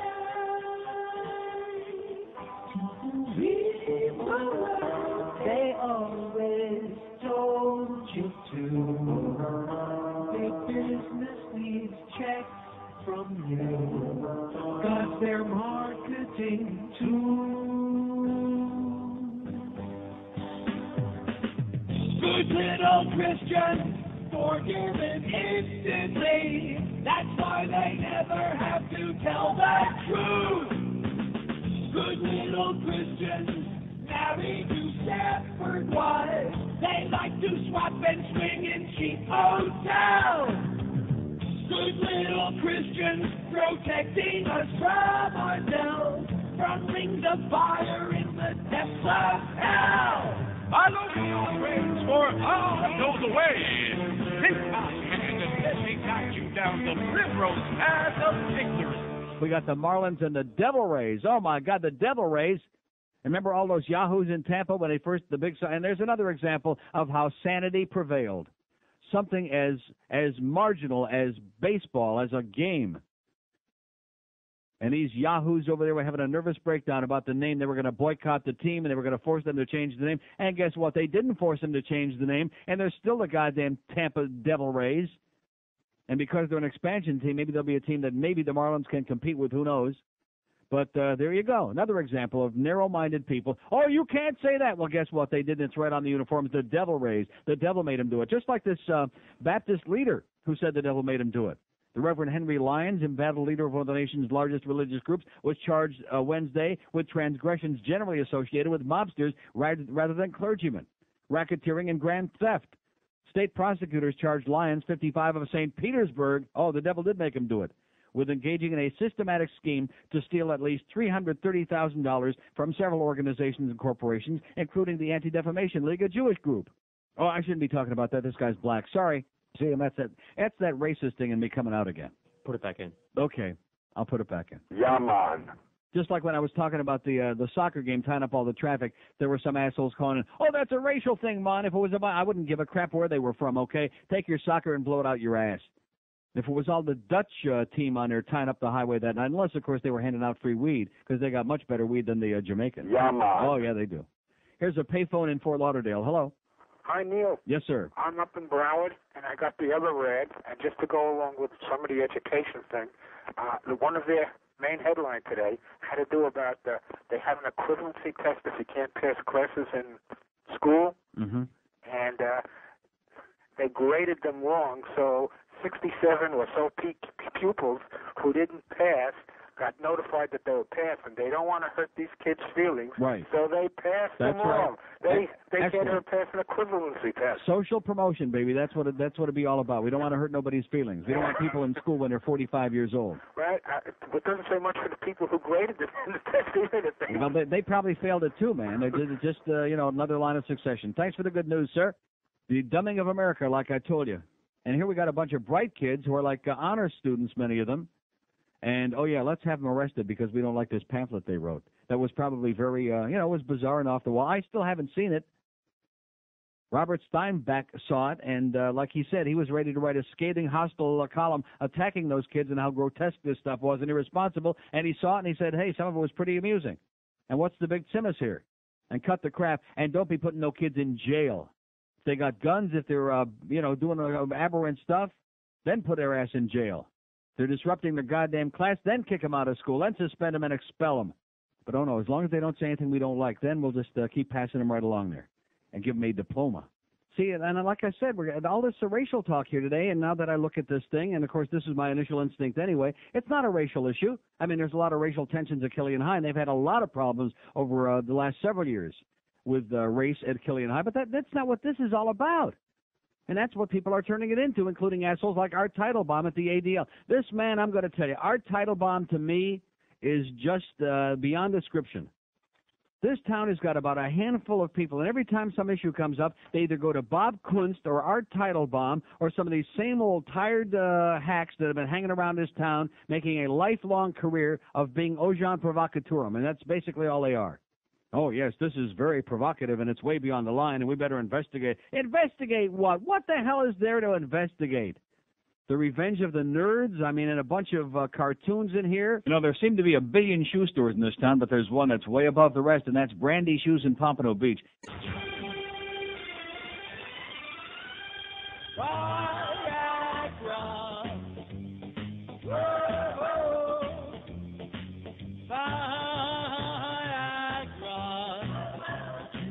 My grow, my shrunken acorn has blue.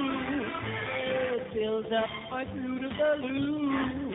I remember when it was inverted and wrinkled and shriveled like a tiny some sweet fruit.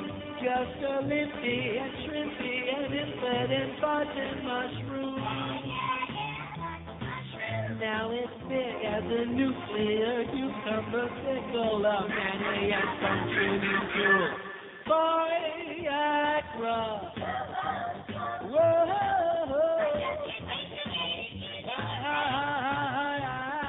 Viagra.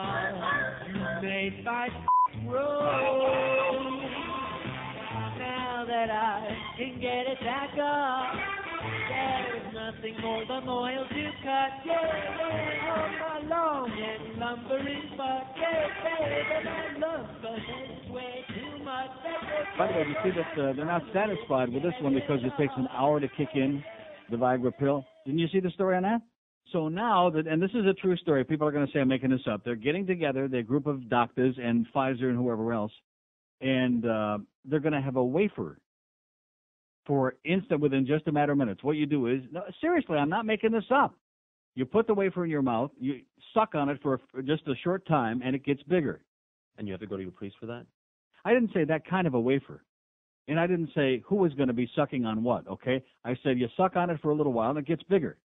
And then getting back to the Viagra, okay, here's a fax that says Peter Bolger is the #1 first-class flaming asshole. Oh! Well, we knew that. God. And a liar, and a bullcrap artist, and a know-nothing, and a corporate ass-sucker, and a real piece of turd. That's right. We don't want the Lawrence Welk show on this day. That's right. You and Harry Penis and Walter Sable, have a great time with those old jingles. And John Ford, too, by the way. Throw him in there. Throw him in the mix. Here's Coral Gables. Hello. Hello. Yes, sir. Hey, how you doing? Great. Maybe do you want to hear an update on the Vatican incident? Yes.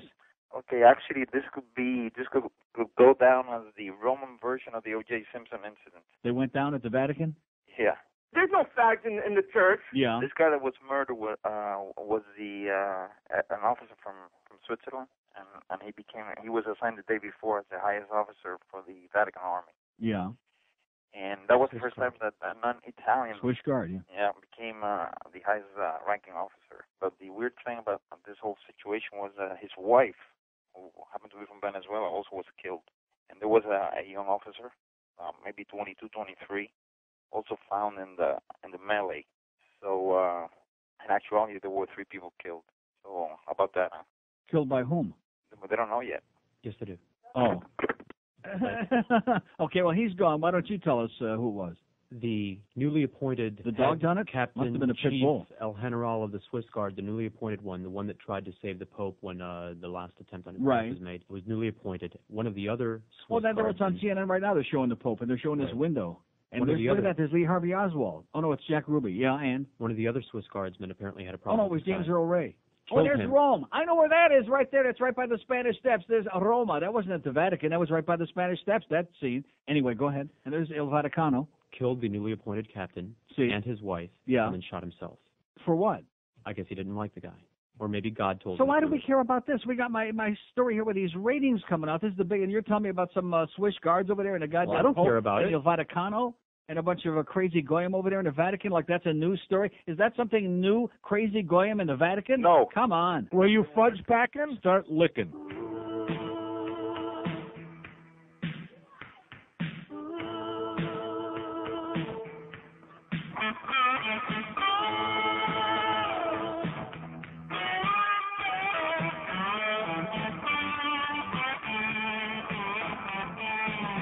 People are watching, women are staring, their green blues envy. But I'm not sharing, some say he's brainless, not much fun talking, not much to look at, but I ain't looking, he smells just a little too much, his eyes are a little too slow, his nose is just a little too long, but while they're groaning, I will be moaning, darling, he's got a really big trouser trout.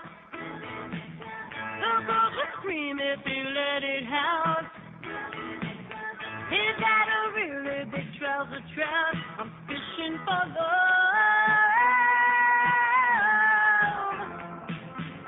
He's got a really big trouser trout.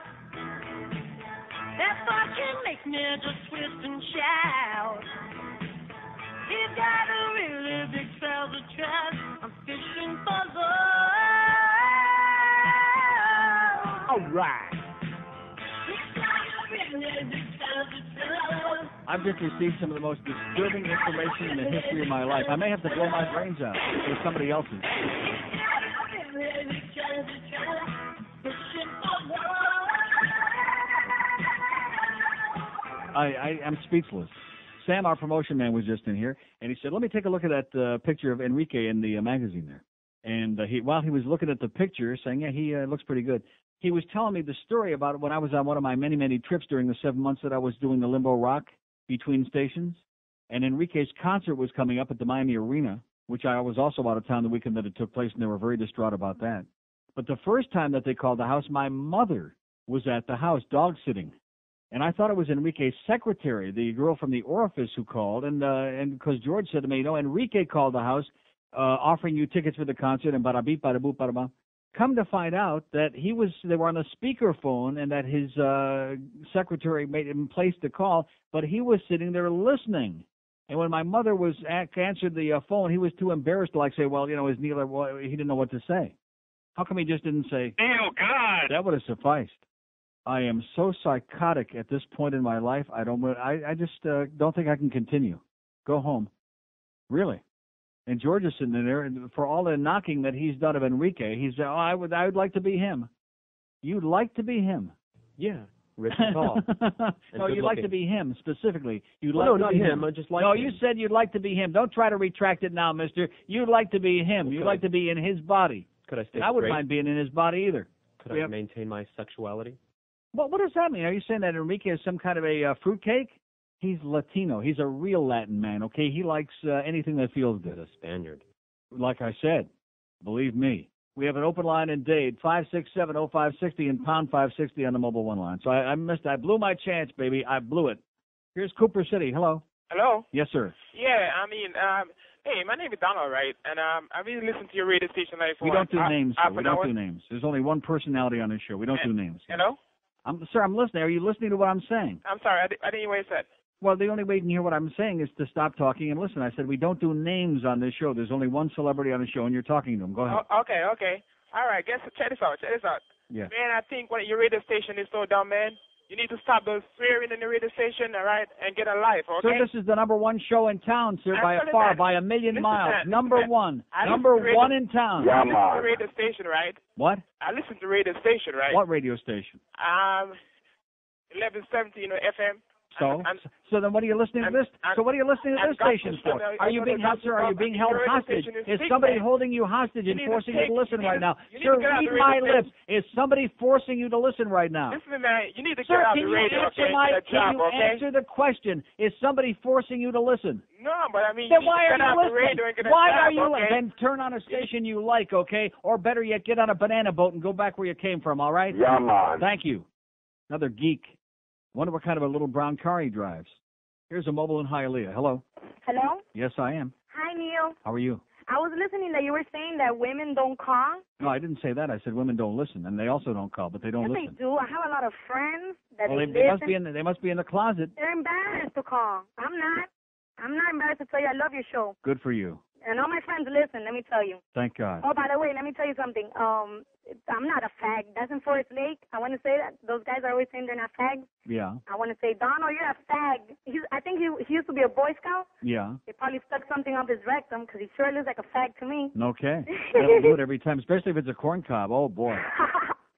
No, they told me he was a Boy Scout. You know what they say about Boy Scouts. Do you know Always Enrique? get stuck up the rectum. Do you know Enrique Iglesias? Yeah, he looks good, right? Yeah, he does look You good. like him, right? Let's go over and see him. I heard you today. Okay, sweetheart. All right, bye. Bye-bye. Well, there you go. We got a nice lady there in Hialeah. She's dying to get out of that place, but of course they won't let her out. And thank God we have no poverty. Remember that letter I read that day about no corruption and no poverty in Hialeah? And that was one of those God people. Another one of those crazy God people, one of those religious nuts peddling bullcrap. Let me say it again. There's 1,000 people live in the Vatican. There's like 4 or 5 million people live in Rome. There's only 1,000 people live in the Vatican, including the Pope and all his boyfriends. And it's a country. It's a country. And they got their own little army there. They got the Swiss Guard with their little dresses and their cute little outfits. That's right. And they have to swing the right way in order to get into that outfit. You know what I'm talking about? They have to swing just exactly the right way. There's no fact in the church. No, they're all busy in Vatican City. They're not in the church. They're all busy at the Vatican, catering to the needs of all those guys in their dresses. How is it possible that there are still people so stupid that they're lending tangible to support to corrupt horse crap like that? Is it ever going to end? No. Here's Miami. Hello. Neil. Yes, sir. How you doing? I'm doing great. Carlos, new listener, first time caller. Buenos dias, Carlos. How you doing, buddy? Great. I was talking, I heard you talking about education and all that stuff, I'm from Jersey, and Well, they don't have any there either. well, it's a lot better than down here. Yeah. I mean, the teacher per Except for the student Iranian. ratio is about 35 kids per teacher. Yeah. I mean, that's like a real bummer.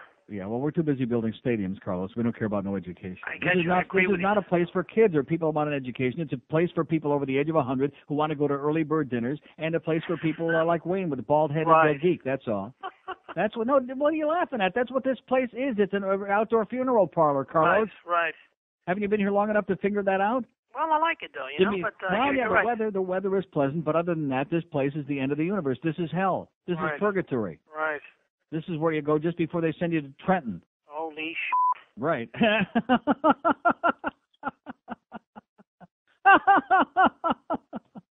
You know, if this yellow button were seated any lower in here, and I certainly hope it did work that time, didn't it, Joe? Joe Mama? Joe's out eating pizza loft or something.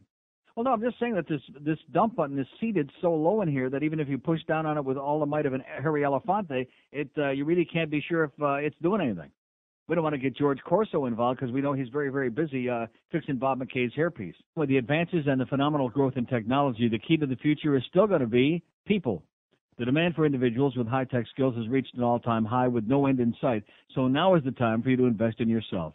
Where do you want to be in a year or 2 years from now? If you're not happy with making $7 to $8 an hour, then take the first step to improving your future by becoming a Microsoft certified systems engineer with training at Fast Train.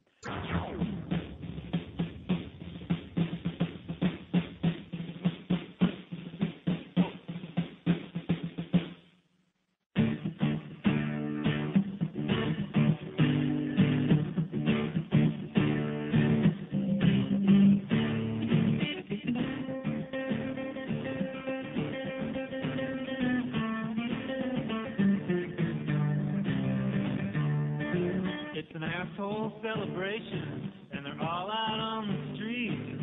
See them on the sidewalk, oh, hear them shuffling feet. Like 20,000 assholes do an asshole promenade. Step aside, good people, there's the assholes on parade.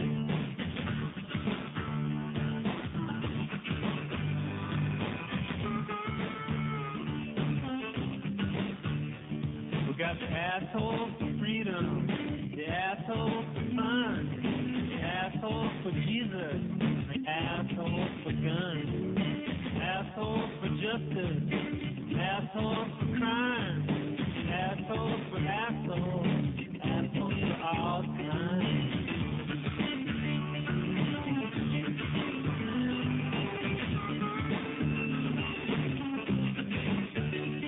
We got assholes making money, they're making all the rules, taking all our jobs, and they're filling up our schools.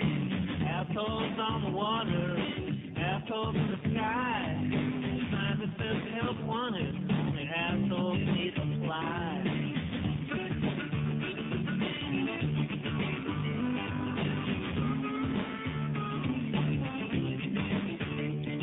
Oh, teacher, won't you tell me, have I really made the grade? Am I ahead of my class, or am I just another asshole on the grade?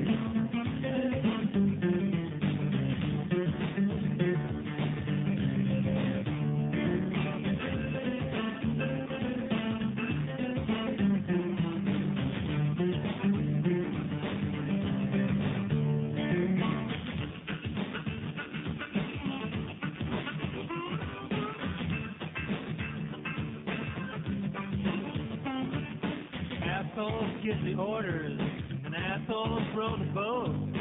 Assholes get elected, cause assholes get the vote. I once heard it said that old assholes never die. They just lay in bed and multiply. Assholes in the morning, assholes every night. Assholes to the left and assholes to the right. 20,000 assholes in an asshole promenade. Step aside, good people, there's assholes on parade.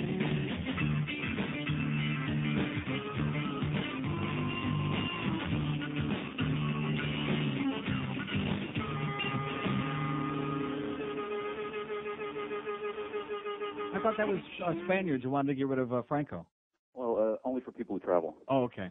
I would like to talk to you today about why this is such a puritanical country. Yes, sir. Take all the time you want. Oh, thank you. We are what very few people know or think about. We are the only Protestant sectarian country in the world. And the Protestant sects in this There's country... no fact in the church. Yeah. Exactly. The Protestant sects in this country, the Baptists, the Protestant Mormons, sects? that's an oxymoron. Oh, sects. Sects, yes. Sects? Yeah. They differ from the church religions of Europe. The church religions of Europe are usually state-related. They're hierarchical. You're supposed to obey the bishop or the priest or whatever. You're supposed to obey the Bible. Father O'Toole. God. Right. Yeah. But these religions in Europe believe in original sin, that people in institutions are inherently inferior, and you shouldn't get bent out of shape when they do something wrong, because that's just the way they are. Now, the Protestant sects in this country are congregational. They're not hierarchical. Yeah. Hierarchical? Okay. Yes. The priest is an employee of the church. You're supposed to read the Bible and make up your own mind about it. And whatever you make up your mind out to be, you are morally obligated to carry it out. But probably the most important thing here is they don't believe in original sin. What do you call it, like a French guy that likes little kids? Is that a Franco-pedophile? Go ahead, I'm sorry. They don't believe in I'm just trying to spice up what is good intentions, but it's coma-inducing. You know what I'm saying? It's very convoluted, yes. Yeah. They So don't the point believe in is, original sin. They believe in... So what is the point of all of this, though? I mean, it's obviously you're preaching to the choir here. What's the point? Well, they believe in a perfectibility. Religious people here believe in perfectibility, that you must not sin. Yeah. At all. Yeah. And this manifests itself in all kinds of ways in our society. Well, thank God we got a president who's straightened them all out. Thank you. What the hell was he talking about? Man, he was from Lake Worth. Well, that explains it. He was talking about hierarchical crap. But he was right. Francophobia. I like that. Francophobia. That's like Franco-American spaghetti. Here's Kendall. Hello. Neil. Yes, sir. How you doing? Great. I'm a 22-year-old male, and I'm a little disappointed in the younger females in this town not being one of the main groups listening to your show. So to get these girls back, I want to sing a quick excerpt from the Titanic song in Spanish. Okay. Okay. Cada noche en mis sueños te veo, te siento, así es como te miro, seguir. Cruando espacios igual que yo, tú vienes a verme seguir. Me estoy muriendo aquí. Cerca, lejos, estés donde estés. Thank you. And increíble. Oh my God. Quickly, I want to ask you, the new Panthers arena, are they going to have a Schloimies in there? Yes. Okay, great. Thanks a lot. I'll see ya. And a Scoogans too. We have an open line today. That was special, wasn't it? I'm getting a little quivery. Oh, here we go. What number is that? I love that bit. Which one is that on? You know the one I'm talking about? Mm-hmm. Yeah, you don't like that one? Yeah, it's great. I love it. Called Sittin' So Long. Sittin', I said. Sittin' So Long is the one I'm referring to. Romance on a cruise ship. I never got lucky on a cruise ship. I'm the only person who never got lucky on a cruise ship. Every night at the Megaplex, I watch it, I feel it. Boy! I've seen that boat sink 29 times. I've inhaled 2 truckloads of popcorn, raisinets and goobers. The movie's so long, I gotta wear these pens. That damn faggot. I can't stand it. For adults, the first time I saw it, I messed in my stretch pants. It's a good thing the seat was so absorbent. I've been sitting so long, I've got hemorrhoids the size of chihuahuas. I can't wait for the director's cut to come out. I can't wait for the movie to end so I can watch it again and again and again and again and again and again and again and again. I got home from a double feature. My pleasant pets were dead. My poodle curled up next to the empty food dish.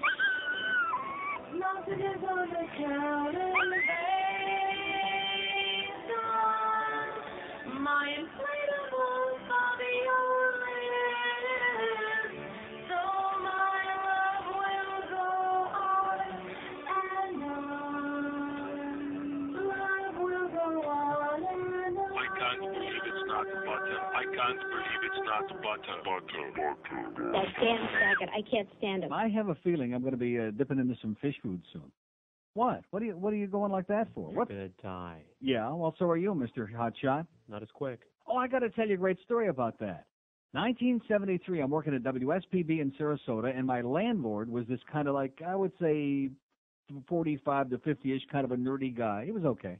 And he was just a little on the eccentric side. And he would, every time I'd get into any kind of conversation, I'd run into him, he would start hocking me a Chinik about, well, I'm not worried about dying because they're coming up with all these great cures for everything, and by the time I'm in my 70s, people will live forever. Guess what? He's dead. He's dead! All right! Pull the hell out of you, mister. You're dead. See ya. Maybe he'll get back. That's right. When they dig his ass up, I'll probably be living back there in Sarasota. And, hey, how you doing, Doc? Here's Fort Lauderdale. Hello. Hello. Yes, sir. Neil. Yes, I am. Me and the guys at work were hoping you could elaborate on something for us. Yes, sir. Glory holes. Yeah. Is it? Well, no, oh, come on. You're asking me like you guys don't know what glory holes are? Oh, yeah, but glory hole. Yeah. You throw it out so fast that we don't know the proper what it pertains to. Is it holes in the stall walls, or is it someone's butt? Or is it holes in your what? Is it someone's butthole? Well, that could be a part of it. That would be inside the glory hole. But both of them could be pertained as one subject. A glory hole, I mean, a hole is a hole is a hole. You got to see the whole thing. You know what I'm talking about? The whole picture. Right, the whole picture. You got to get your pneumatic drill, and you got to drill a hole in that mahogany and that hard wood and that cement, whatever is in there. I said cement with a T, and that's a glory hole. All right, so it doesn't matter what you're looking at on the other side, right? Right. It could be somebody sitting. Or something that rhymes with sitting, right. That's right. All right, Neil, I'm glad we cleared that up. Okay, I hope you find a good one. All right. See ya. Like they don't know what a glory hole is, right? We know what you're doing in your spare time. You're looking for glory holes. Right. And like I said, did they do glory holes in ladies' restrooms? Something to think about. Wonder if anybody ever got a tongue caught in a glory hole, huh? Well, you remember Ellie Brecker brought in that tongue in a package that day. Maybe they're just trying to pass some lunch. Maybe that's what those guys are trying to do too, huh? Oh, God, now he's going to come up with these tube steak jokes. Will you just cut the crap? Stop it. Stop it right now, please. Okay. Here's a mobile in Hialeah. Hello. Hello, Neil. Yes, sir. How you doing, Neil? I'm doing great. Listen, I'm 30 years old, folio, uncircumcised. Uncircumcised? Yes, sir. Okay. Okay. Can I talk about anal sex? Yes. Am I see? Okay. I had a girlfriend, Cuban, and she tried once. She loved it. But once she tried, I put her finger up to my, with spurs, that's what you call it, and didn't like it at all. Caribbean women from Dominican Republic, Puerto Ricans, Cuban especially, they're into that. South American, not much. Central American, definitely. It's a taboo. But Cubans, Puerto Rican, Dominicans, they loved it. They had the big butts. It's for something. They use it. All right. All right? Thanks for the good news. Congratulations on the big numbers. And thank you so much. And Thank you very congratulations on your big numbers, too. Hey, you know it. All right. Thanks a lot, Neil. See ya. Yeah, see, all you people have wondered why Cuban women have those big, fat, round asses. Now you understand. Round and firm and fully packed. Underlined, of course, the fully packed part. I mean, are we going to go back into this again? Were you fudge packing? No way. Not this girl. Oh, man. How did we get started on that? That one poor innocent guy. Oh, don't it smell awful dirty down there? Oh, yeah. I don't know. You tell me. All you heterosexual macho guys, you tell me what it smells down by the old rectum. Tell me. I don't wait. Gardenias. Yeah, I believe you. Lilacs. Oh man, it's like the middle of almost the middle of May. I bet you the lilacs and the tulips are really blooming, like up in Rochester now, at Cobb's Hill and Durant Eastman Park. Oh yeah, just like a beautiful woman's rectum. So anyway, this story about Father, we better get into this tomorrow and have a lot of time on it. Father James Porter. One good thing, thank God about this. He didn't discriminate. He liked little girls and little boys. He liked, you know what I'm saying? He spread it around. There's no fact in the church. Thank God for Father Porter. He didn't discriminate. We don't like no priests who discriminate. And it says he had a manic obsession for sex with young children. For the 3 years that he was there, no child was safe. It seemed that he was everywhere. In his office, he forced his fingers between the legs of 8-year-old girls. In the classrooms, he handed out slobbering birthday kisses, pushing his tongue into the mouths of 10-year-old boys as the nun in charge averted her eyes. In other words, looked the other way, while somebody in the background whispered, There's no fact in the church. Huh. Here's a lady in Miami. Hello. Hello. Yes, ma'am. Hi, I'm calling because my boyfriend says that you have a tape of OJ explaining about the murders. Yeah. I was just wondering if you would play that for me. Yes, I can. Thank you. And have a great day. You By the way, too. can I ask you a question while I'm looking for it? Sure. Do you, I don't want to get too personal. Do you enjoy anal sex? No, I don't. Okay, thank you. You're welcome. Okay, may not play that for you now. Oh man, just myself a thing bad because the sale about 3x4, they don't know that I ain't got no food, man. I tell you, man, I'm a little crazy. We sat around, I didn't do nothing with a knife with man. That's something like we said, man. And he said when they call it, trying to, bubbles and said, man, bubbles and really, I didn't do nothing. So what opportunity was that? You know what I'm saying, man? Oh, man, she was doing so what's up at time, man. I didn't do nothing. I was right in the back of the van. I didn't do nothing, man. No white full Bronco, so I was going to ask the gun in my head, but I didn't know the gun in my head because they know how I had the gun in my head. So I was you know what I'm saying? Hey, man, I didn't know nothing. Blood glove, they came over the bump in the night, whatever. The night, drops on the floor. I was just staying there, boy, the lights going on in the middle of the night, the noise in the middle. And the DNA, I blew this.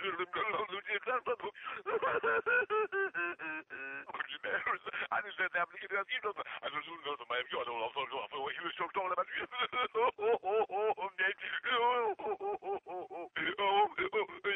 my pleasure. So what was he really trying to say? I killed Nicole. Oh, okay. Kendall, hello. Hello, hi Neil, how you doing? Great.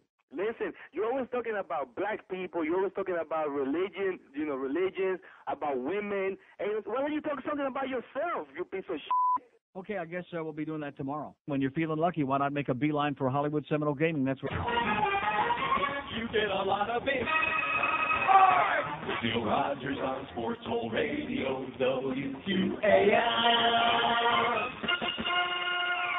See, that's another thing. They're always complaining we don't have enough jails, we don't have enough prisons, and the U.S. has a higher percentage of its population in jail or prison than any other so-called civilized country in the world. Well, if they'd let all the people out who are like in there for, having a few joints, all the people who are in prison for victimless crimes, if they put them all out, we'd have plenty of room. We wouldn't have to waste any more money building more prisons. And if they would keep them in there, like that Rimmer scumbag they let out a couple of weeks ago, not the hockey guy, not him, different Rimmer, with 2 M's. The guy that, that went to the electronics store and offed a couple of kids, because his probation officer had too heavy of a workload and she just has a habit of like letting everybody just on the loose. But we don't have any serious commitment toward this. There is no serious commitment. We don't care about this. And as long as they leave us alone, like Howard Beale said, as long as it isn't us, we don't give a flying crap. There's a lady mobile in Weston. Hello. Hi, good morning, Neil. Buenos dias. I got a few things to comment on. Okay. Number one, only in America does this shit happen. Okay, don't say a crap again, please. Okay.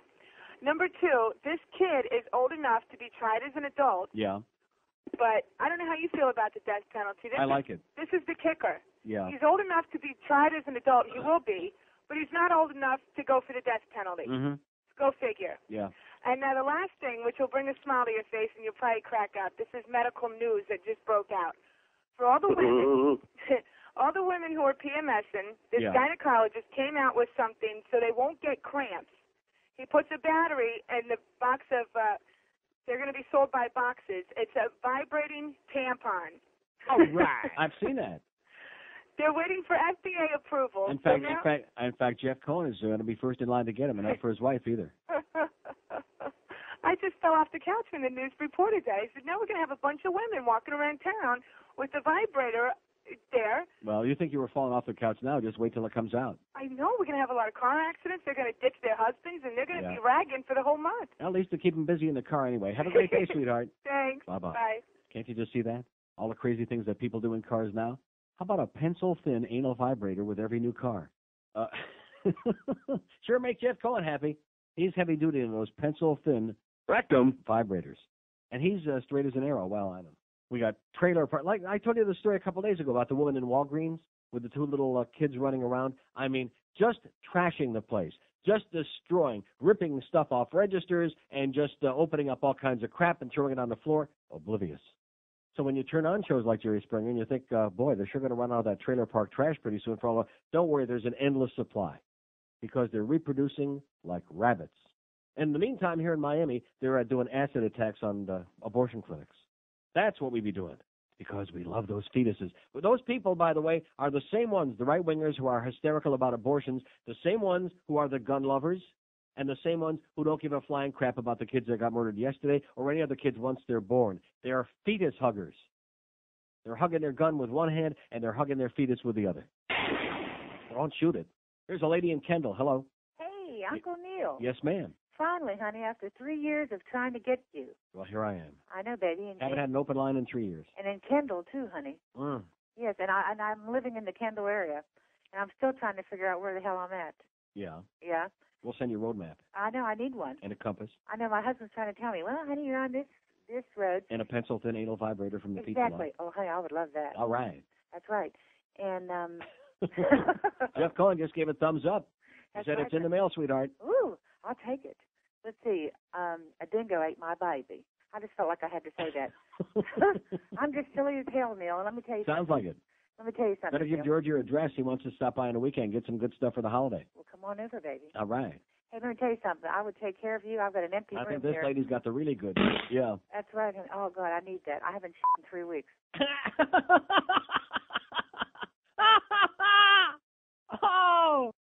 Oh, the best call in the history of the human race. Not just of this show, not just talk radio. That was the best phone call. Even Alexander Graham Schwartz would be impressed with that. That was. Let's go home now. I got a tape. Oh, God. I needed a good laugh. It pains me. Here's a mobile in Coral Springs. Hello. Hey, Neil, God, how you yes, doing? Yes, sir. Great. Jeb Bush is speaking at my son's elementary school today. Oh, God. I sent him to class. Exactly. Get those cards ready. Yeah. I sent him to class with a question because my son will probably get to ask this question. I said that when you become, or if you become leader, governor of the state of Florida. And we all leave, yeah. Are you going to make abortions illegal? Mm-hmm. So we had a little conversation about abortions and what it is and this and that. What kind of ruckus do you think is going to cause from this? Oh, boy.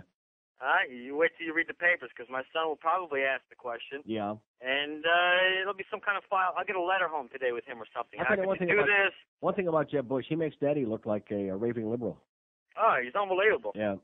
And he will become the next governor here unless we do something. We have to get up, get active, and say, don't vote for this guy. He's bad news. Amen. And as far as the Marlins, I haven't taken my son to a baseball game in 2 years. I've not been to Blockbuster Video in 2 years. And my family knows that Wayne Huizinga is a bad man. Okay. And that's it. Have a great day. Have a great weekend. Thanks. Bye-bye. Yeah, you should teach all your kids that, okay? If you want to teach them good and evil, stuff like that, forget about God and the devil. If you want to teach him good, show him my picture, even though it's ugly. And if you want to teach him bad, show him his Wayne's picture. I've got at least a better complexion and a little more hair. Mobile in Hialeah. Hello. Neil, God. Yes, sir. How you doing, buddy? I'm doing marginal. It's a marginal Monday, man. You're always Sucks. great. Love. I'm just calling to put in my 2 cents in about the anal thing. Yeah. My wife loves it, and I don't consider myself gay just because I like to give it to her. Yeah. Just thought I'd let you know. You don't consider yourself gay. No. But the way you say that, like somebody might. No, because. Were you fudge packing? Yeah, I'm not fudge packing. Well, I'm packing her. Yeah. But you had a couple guys saying that you're gay if you like to give it to a woman in the rectum. That's what I heard. Anybody that's into a rectum is a faggot. That's what I heard. Nah. That's a fag thing. No, we like to perform oral on ourselves in the rectum. Hello? I'm listening. Oh no, I thought maybe you hung. No, why would I do that? No, just because you're just Neil. Just when we're getting to the meat of the matter now, and you think I'm going to cut you off? Yeah. In fact, Dr. Mark was just in here. He said, no, he said that's the outgoing slot. He said, no more anal sex. He just gave that order for all the people in South Florida. No more, no mas. Okay. Maybe one more time. Maybe one more. Just this one last time. Okay. Okay? Yeah, can you do one more thing for me, Neil? Sure.